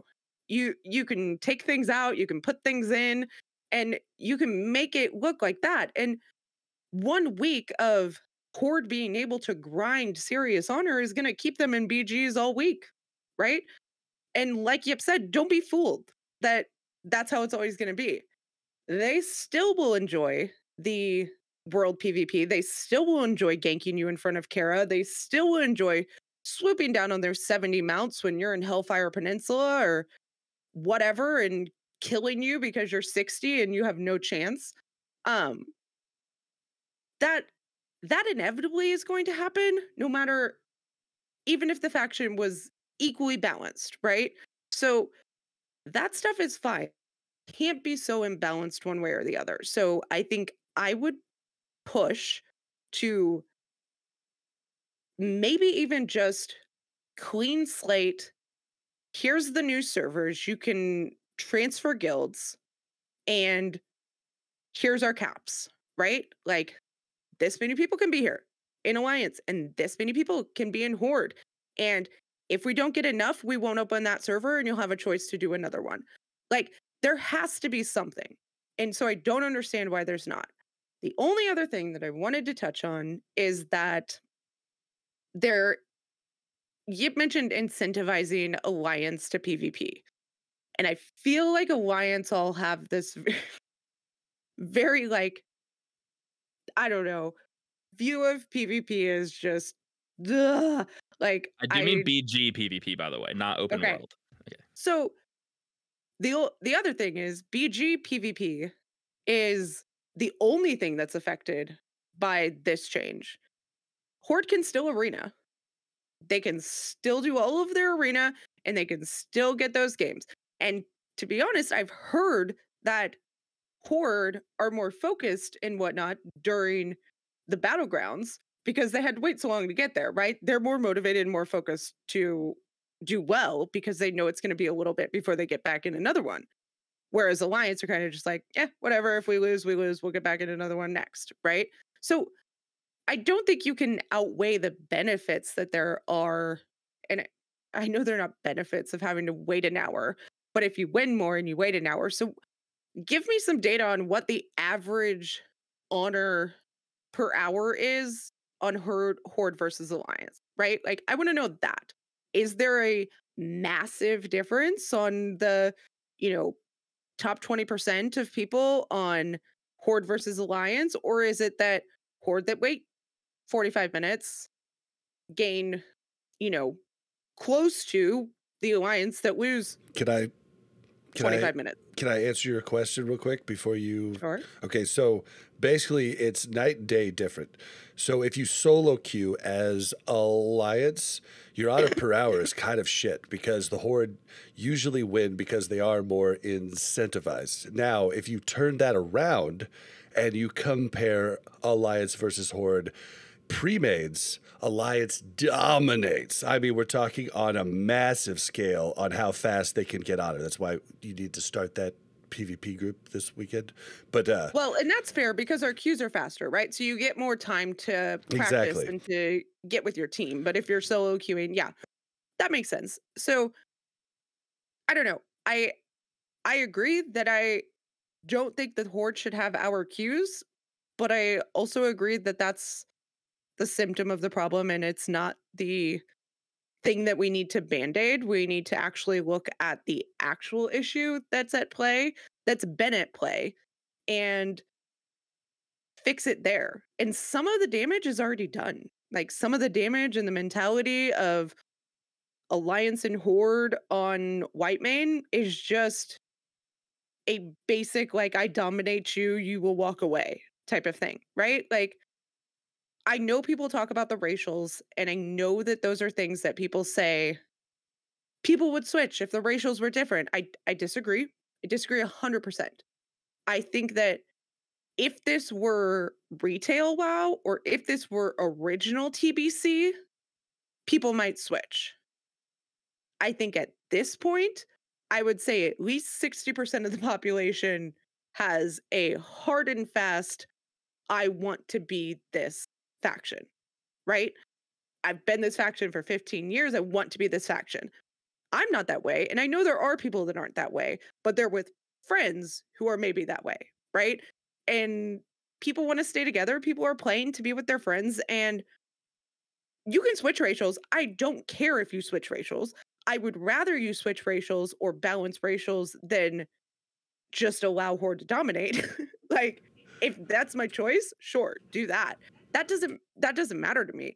I think them having different racials across the different factions was an issue to begin with because balancing that in general was just going to be impossible. All right. Well, okay. So you made it really hard for us, Mel, to not jump in because anytime you say right, that's a cue for us to say no. Like, I'm not used to having the floor all by myself. I kind of didn't like it. I agree with like almost everything you're saying. I mean, it's like it just feels like there are a lot of other steps involved before we get to this point. Like there is a big problem. But it is the faction issue, and to implement a change that will undoubtedly, it could, even if it's 10 Alliance switching to Horde, 30 Alliance switching to a PvE server, any amount is bad. You may as well allow free faction change over to Alliance and just see what happens before you go with the nuclear option. That's sort of where I'm at. But no, I think it doesn't need to be free faction change to Alliance. I think it needs to be free faction change to servers that have imbalance. Yeah, I actually really liked that idea of having like a wait list. Like, we're gonna start a server with 3,000 Alliance, 3,000 Horde. Sign up. You can sign up as a guild, and when we hit that number, we launch it, and you are servered. Yeah. And if we don't hit that number, then you're staying on your server, and it's fine. I think that's a really cool idea, and might need to happen. And I think a really clever solution to fixing the 99-1 issues. But this whole thing and there's a lot of toxicity coming from the Horde right now, that I've seen like on Reddit, I've seen in the WoW forums, and a lot of them are saying that, oh, just reroll Horde. That's what you were telling us. But the reason we were telling Horde to reroll Alliance is because the reason your queues are long is because of the faction imbalance. It was a meme based on what you said before. Like, yes, and the bigger thing is, this is exactly what happened in phase 2. Horde were camping in Ironforge, laughing at Alliance, and then they were stuck with 99-1 boring servers that they didn't want to be on anymore. This is accelerating a problem. Horde are too short-sighted right now. They are seeing their 30-second queue times. Of course they're going to be happy, but when your PvP servers are 99-1, you're not going to be happy. And I want to jump in there. It's not all Horde. It's the vocal minority content creator Horde. Yeah, of course. No, I mean, it's a lot of Horde. Almost, I would say a majority of Horde who want a PvP are going to be happy that there's 30-second queues and not 2-hour queues. Yeah, PvP Horde, I gotcha. I mean, there's no way that you would be unhappy with that because it is obviously a massive change. And that's something sorry, you were going to say something. I was just going to say, if Blizzard gives me 10,000 gold, I like that change. Give me 10,000 gold. Same. And it's neutral to everybody else. You're not losing gold. Just give me 10,000 gold. It's the same thing. Of course, the feedback's going to be positive. Like, it doesn't make any sense. Like, yeah, good job. And if it's the majority of the population, really your positivity is going to be skewed. But exactly. Something I did want to throw in that I didn't throw in my rant was, initially when I heard this, I kind of read it as, oh, if it goes on a long time, you'll get in another queue. Like, and I was thinking 20, 30 minutes or even 15 maybe, but at a like set amount of time. And then finally at that time, you'll get thrown into Horde versus Horde. And that sounded okay-ish to me. It still is just exacerbating the problem. And like, I had 15-minute queues in real TBC as Horde back in the day. And like, that was normal. We'd queue for 3 different BGs. We'd take the first one that popped. Like, it was pretty normal. It was actually kind of good. I could go farm some materials during. I could go to the bathroom. I could make a sandwich. I could get a drink. You know, like, it was actually not that bad. So I was thinking that. But talking to my Horde friends today, their queue times are 30 seconds to 2 minutes long. And that is not what I was expecting reading the blue post initially. Yeah, okay, but I have heard from a lot of Horde that they're. Oh, you mean today when they're when they added it. Yeah, I talked to Meldoron and I talked to Meldoron and Ale. It's their second. Yeah, so if there was a change where after 30 minutes Horde got put against Horde, because I agree that super long queues is unreasonable. I think that the honor differential is actually too far. It's too far apart. I think that there's Horde who are just not PvPing at all because of how long the queues are. But if it's, after 25 minutes, then you can do Horde versus Horde. I can see how that could make sense. I just see this as super short-sighted. It feels, I don't want to say like we're heading down a slippery slope. I think that we're at the bottom of the slope. Yeah, we're heading down Mount Everest at freaking epic speeds with this change. Okay, this is a massive change. I know how we can fix. I know how we can fix the imbalanced servers.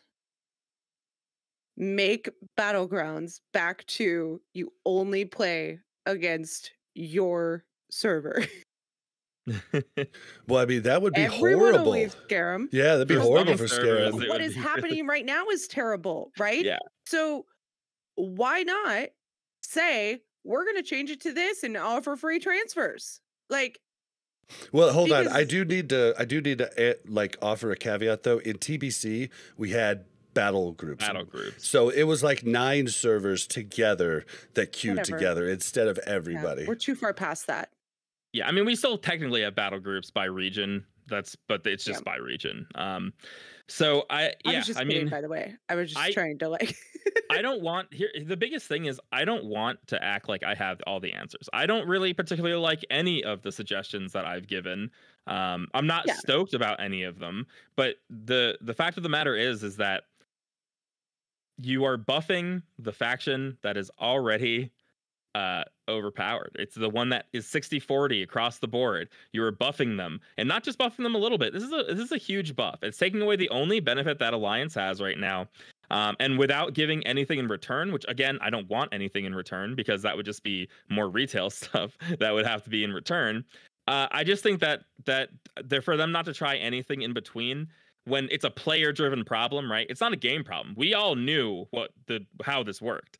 Queues for Horde have been longer for all of Classic. So we knew going into TBC it would be the same. We're playing on fair ground right now. This is what private servers did, right? Like they didn't have Horde versus Horde on private servers. So for them to make a super drastic change, the most drastic change they've ever made, it's the most disruptive change. Chrono boons maybe are the only other change that are super drastic, but at the end of the day, the only people that hurt, they did super late, and the only thing that changed was you couldn't get griefed anymore. For the most part, the gameplay ended up being very similar. There were some cheesing strats you could do with it, but for most players, that didn't really affect anything other than griefers. This is going to have a big effect on all of the Alliance. We already know, if you follow retail, Alliance is a dead faction on retail, and we're accelerating that with a change like this. Again, no matter how minimal it is, I'm going to argue the same. If they give Horde a fancy parrot that sits on your shoulder, like in the human joke that says, like, where'd you find that? And the parrot says, Duratar. Should have got Horde. Bach. If they got that, I would say the same thing. Why would you give any more benefits to the overpopulated faction?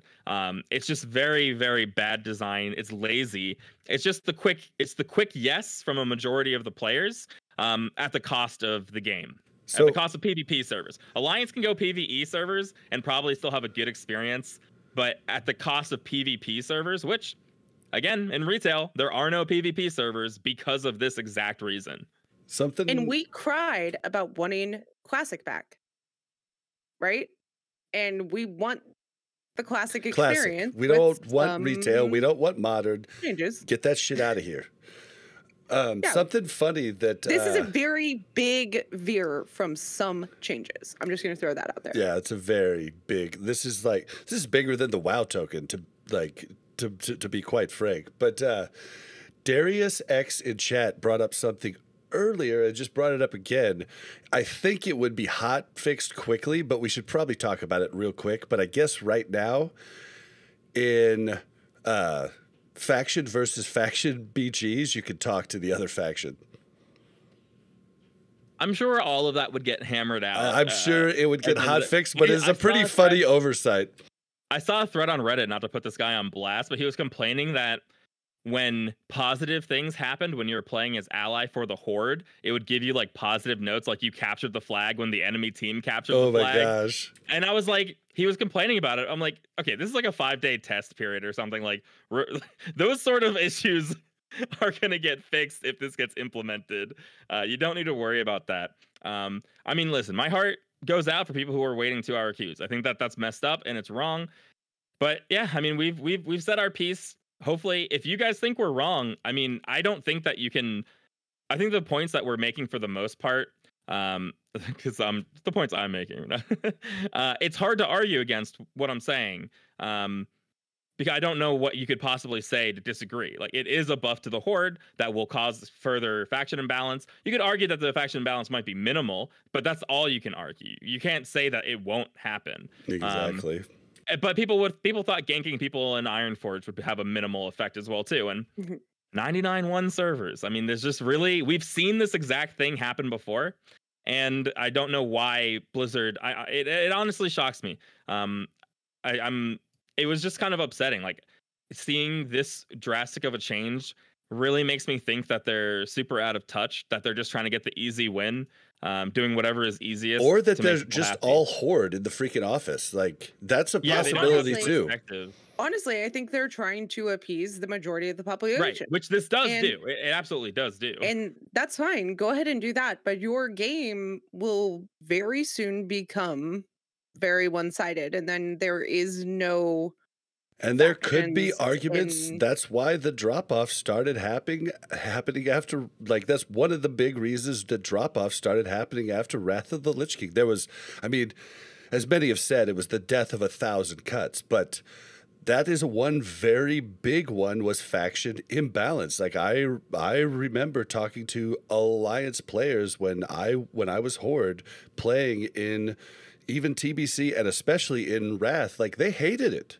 They hated it because like why not kill him for a little bit of extra honor when we're rolling around? There's 5 of us there, and there's one little poor alliance. Like, the only times that they lived is when we felt bad for them and just wouldn't kill them out of just straight up honor, like real honor, not honor gain in game, and that's not fair. That choice has to be that's the only choice. Like, it's a real big problem, and like, honestly, like, I thought you could do, if you want to help the alliance out for the big problem of ganking in the open world while Horde are waiting for queues. If you're in queue, you get no honor from kills. Boom! You help the hurting faction, not the unhurting faction. Mm-hmm. And people don't see it like that. They see they're hurting because they're waiting in a long queue. Dude, you're not hurting in every other aspect of the game. It's one aspect that you're hurting in, and it's just. And right now, again, dailies are not that big of a part, I think, of people's like daily routine right now. But when there's Netherwing dailies and when there's Atari Skyguard dailies that you want to get done, faction imbalance and open world PvP, it's going to be exacerbated to a point that it's just going to be unplayable on PvP servers. And I don't think Blizzard should be making drastic changes to the game, which will further increase this problem. Like, that's just a philosophy thing. It's not like this specific thing that they're doing is horrible. It's philosophy wise, it just doesn't make any sense at all. So it's sad. I've been mad about it. Seeing Horde saying reroll to Horde, I think that they're not even thinking about the health of this game at all. I think that they're trying to get people happy. Everybody reroll to Horde, and then who are you going to gank?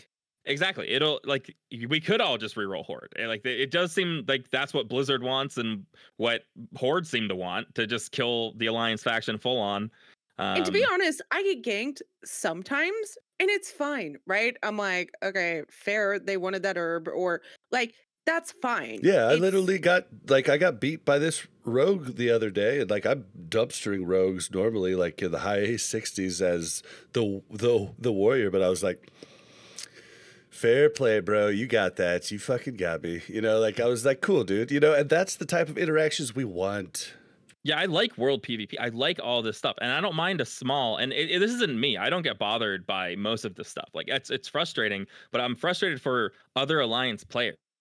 Right. I'm frustrated for servers that already have a 70-30 makeup, where another 5% of Alliance leaving that server could mean the death of that PvP server entirely. These issues are already happening to other people, and the lack of kind of foresight on this is honestly unbelievable to me. We literally saw this happen in phase 2. I think, and it's about people quitting as well too. Like, a ganking in world PvP is great, but when you have the point where Whitemane started 55-45, I believe, something like that, 55 favored in Horde.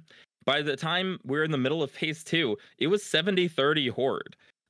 This is a real thing. Our server got saved by large raiding guilds actually transferring into Whitemane.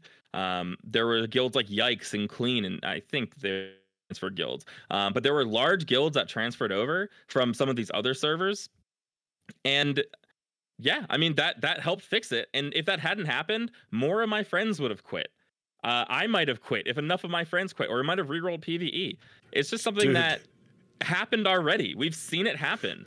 And I don't know. It's just disappointing. Mel just put in our chat, is the episode name for this World of HordeCraft? And I actually had a funny one that I forgot to do. I was going to call it. Yip's comment. I just wrote it down. Okay. Well, at the end of my rant, I was going to say, okay, do you guys would you want retail? Because then we could go ahead and have World of Towncraft. If that's what you want, let's have it. World of Towncraft. You never leave town. Can the thumbnail be that Spider-Man meme where they're pointing at each other and it's just Horde pointing at each other in a battleground? Like, you're really extending my skills in thumbnails, but I'm asking for a lot, but we'll see. But yeah, I mean, I know we sound like whiners. Like, I'm sure we do to the Horde. We sound like we're babies, but we saw friends quit in phase 2. This isn't just something we're making up that faction imbalances might cause a problem. We know that faction imbalances cause a huge problem. I think it's the death of Classic. It's the death of PvP servers. It just is the death of PvP servers, faction imbalance. So Yeah, I don't know. I would like Sad. to end it with I I know we have alliance bias, and we are all aware of that. I know, at least speaking for myself, I'm trying to look at it realistically and look at the data and try to come to conclusions that are not based on my feelings about a certain situation. And I think the other two are as well. But we've said, or you guys have said, there's really no arguing your points, right? And I want to challenge you guys to, if you do have disagreements, to bring us those valid arguments, because I don't think that you can't argue our points. I think that you probably can. Whether we'll lean to your side or not is up to how effectively you argue those points, right? But I want to hear that. I want to know why you think that this is wrong, or why you think that this is good, or if you have a better idea. Because, you know, we're not saying we're coming up with Yeah. the end all fix all, like, here's how you run the game. We're just saying, in our perspective, this is what we would like to see, but we want to hear from you. We want to hear from the Horde. We want to hear from the Alliance. We want to know what you think. And something that we didn't bring up in the full conversation is this is literally just a now problem. This is a launch problem. This is only widespread because it's a launch problem. So right now, everybody needs honor gear because they're getting their arena gear slow. Every other arena season, BG gear is the catch-up gear that you're getting that was the arena season prior's gear. So you get the prior season arena gear for honor. So every other season is a catch-up mechanic instead of a BIS mechanic for right now. And so there's a whole lot. I think there's a whole lot of, I could be wrong, but I think there's a whole lot of alliance that are working up alts, or once they're financially stable, ready to actually respec in between raids to do BGs. And so I think, like, Mel and I are coming up and we're going to be doing a lot of BGs. I've only done 6. Mel's done none on our mains because our focus is PvE. But I think there's a lot of casual PvPers that are coming into the market, and to make this drastic of a change is just a little rough. Like, I'm honestly okay.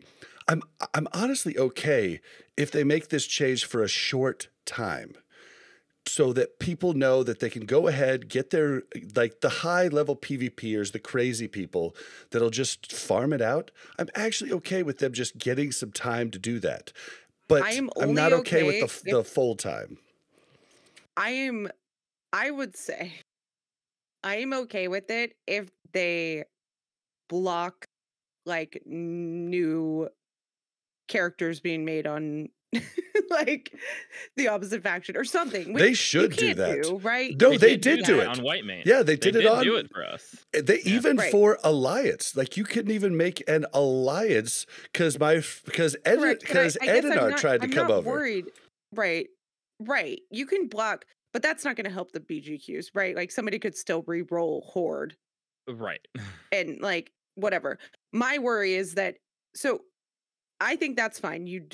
They don't have faction changes right now, right? Like, you can't pay to faction change. And they should have it for Horde. However, like, they should have tried that first, at least. Just try it. But what I'm saying here, let me finish this thought. So you can't faction change. So if they say it'll be a month where you have this, where you can do this, then that deters the people that say, hey, maybe I should re-roll, right? Because the amount of time that you're going to get to get that honor is less. I'm just saying, if you want to put a Band-Aid on it, that was all. No, I'm saying I think that that's a good idea, right? But I think they have to be very hard set from the beginning of, like, this is a 3-week, this is a 4-week, or this is a 2-week change that we're going to make to help. And I do think that there will be a lot less Horde queuing. Oh my God. For Battlegrounds once Arena Season 2 comes out, right? Because there's a lot of Horde that really enjoy Arena, but they're trying to get their BIS gear to enjoy Arena more. I've got it, guys. Okay, even the Horde content creators that are super into PvP don't have an epic flag mount. Free faction transfer to Alliance. One time only. You can't go back. Free epic mount. Free epic flying. Boom. Problem fucking solved. It's No, not I'm kidding. that, I'm because kind you of get the people kidding. that are like, why am I on Alliance and I don't have an epic mount? Like, I'm just saying, fix the problem. Like, I'm not saying it's fair. there are a lot of symptoms to the problem. BGQs are one of them. And no, I think BGQs are not a symptom. I think they are a result of the overarching problem.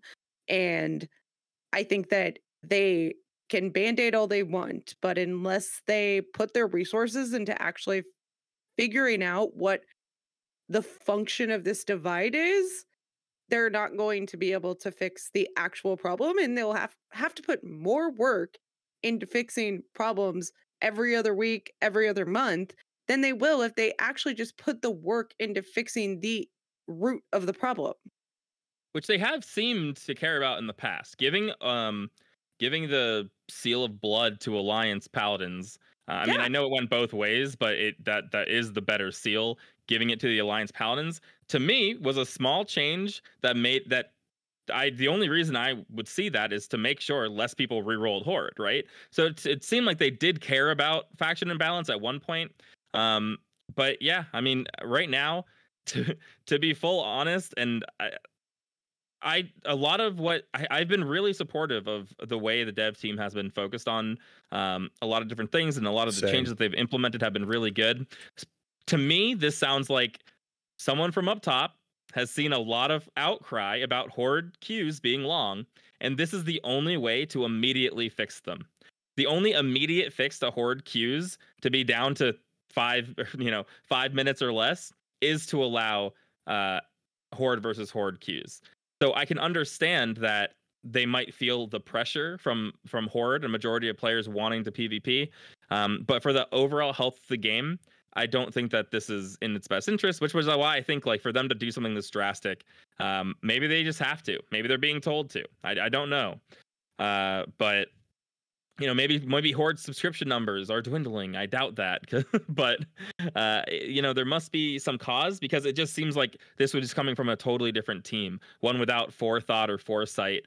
This isn't the team that wanted to have pre-nerf bosses. This is some sort of like retail decision in order to fix this situation. So yeah, it's sad. Come fight me if you want. The only thing I've heard from Horde is that small Q's good, and this fixes it without any actual thought into the repercussions of the situation. And the one that they love to jump into is, well, you won't get ganked as much in the lower level zones. Well, we won't be leveling those characters in lower level zones pretty soon. So yeah, after this 5 days, someone can get all the honor they need in these 5 days pretty much, if they want to go really hard, and then they're back to the open world killing people. Like, if this results in a greater faction disparity, honor grinding is not something that you do throughout the entire game, as we discussed, maybe on ults and stuff like that. But the open world will be hell with faction imbalance.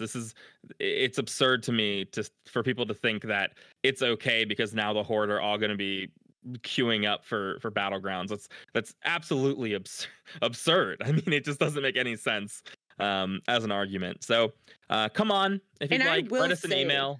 We're happy to respond to it next week. Instead of a review, write an email, and then after we totally destroy you in debate, write a review. Fatality. I will say, I was one of those people that did think that this would help fix the open world problem. So I do think there are probably a lot of people out there like me, and I think identifying what the issues are is helpful for those people, because I was like, yeah, put them in Battlegrounds, get them out of here. Like, that helps me. And I didn't think about the results of that. You got to think about the big picture. Yeah, but the 5 days are going to feel like that. And this is what I worry. I mean, I heard from a community manager today. They'll probably get Alliance. That's why we're gonna finish out leveling to 60 on our alts this weekend. It's gonna be not a bad idea. But I challenged a community manager to say, like, what kind of feedback would you get other than yay, queues are lowered. And something that they said they were interested in is having uh, Alliance feel like the open world is better during this time. But of course it it's will going to be better because they've had 2-hour queues and now they have 30-second queues. So for this 5-day period, all the Horde are going to be doing BGs, but that will not be the case forever. And it's Eye of the Storm weekend. All the marks that they weren't able to build up during the pre-patch, and it's going to be very different from 5 months from now in the open world and BGs. So you just have to think about the entire process and not be so. Don't be a horse with blinders. That's my ending. Yeah. Yep. Good work, everybody. We've solved the problem. Oh, man. Yeah. Well, let's move on to the add-on of the week. Do you have an add-on of the week? No, but you had one, so I didn't look for one. Do you want me to do it, or do you? Yeah, you can do it. I've never used it. So this add-on is something that kind of helped me leveling and tanking in dungeons. If you're like me, and I'm sure if you've listened to the podcast, you know that I forget the names of things constantly. The names of moves, the names of mobs.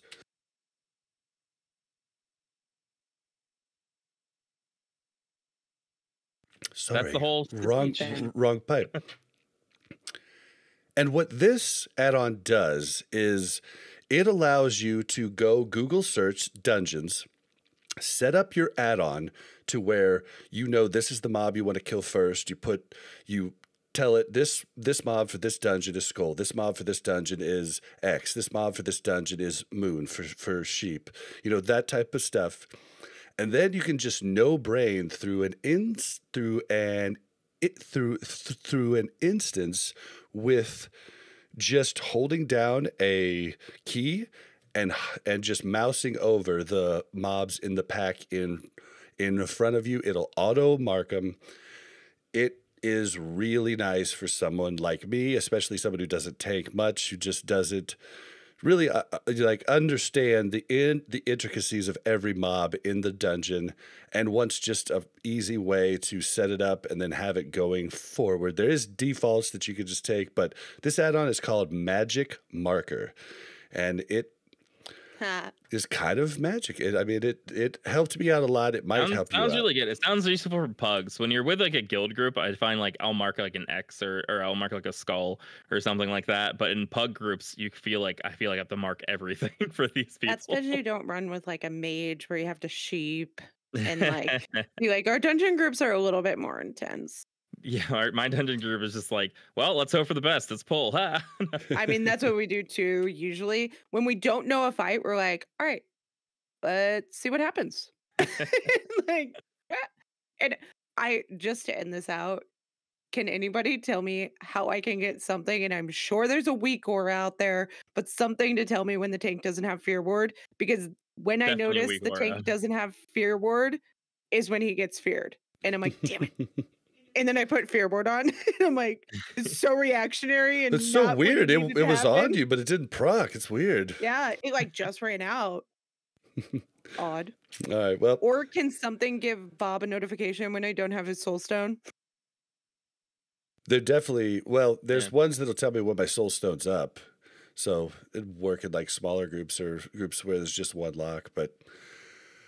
Guys, let's get out of here. Oh, I got probably more heated on the podcast than I ever have before. But, sometimes you just got to... all his anger out at me last night. Thank God, too. With him about it. Thank God I got that out on my heroic group and on Mel, because I was throwing shit like it was bad.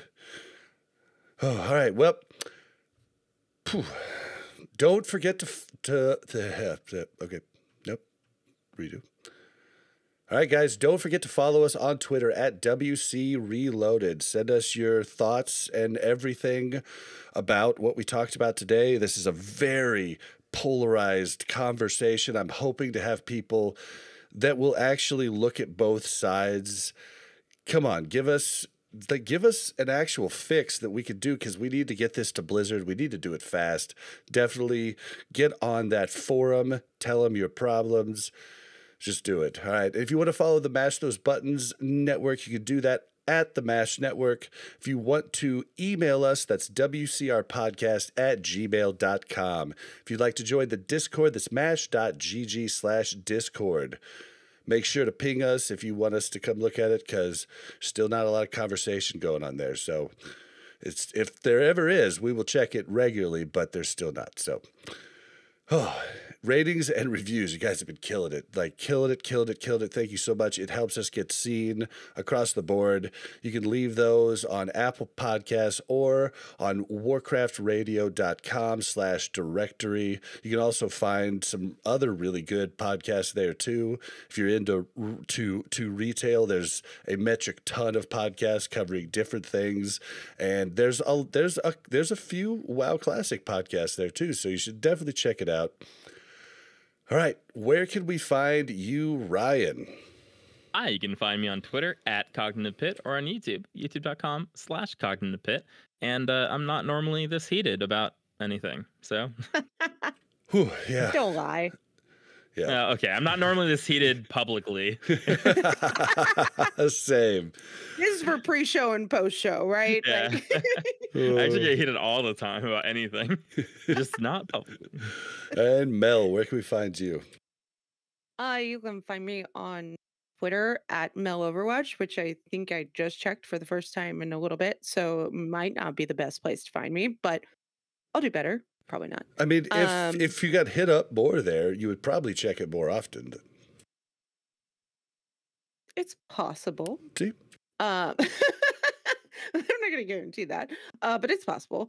But you can also find me in game on Mel Arena or Arielina now. So those two characters, if you want to send me a message or if you see me, or shout out to the person that saw Kim and recognized Kim from the podcast. Oh gosh. Druid Eleanor in something like that. It was in front of SP and Eloir. Eloir. Eloir? Something like that. But yeah. Whatever. Yeah. Thank you for saying hi to Kim Jong-un. Say hi to Kim. I hope you asked him for marketing tips. Alliance marketplace tips. But yeah, so say hi. Don't kill me if you're Horde. You know, things like that.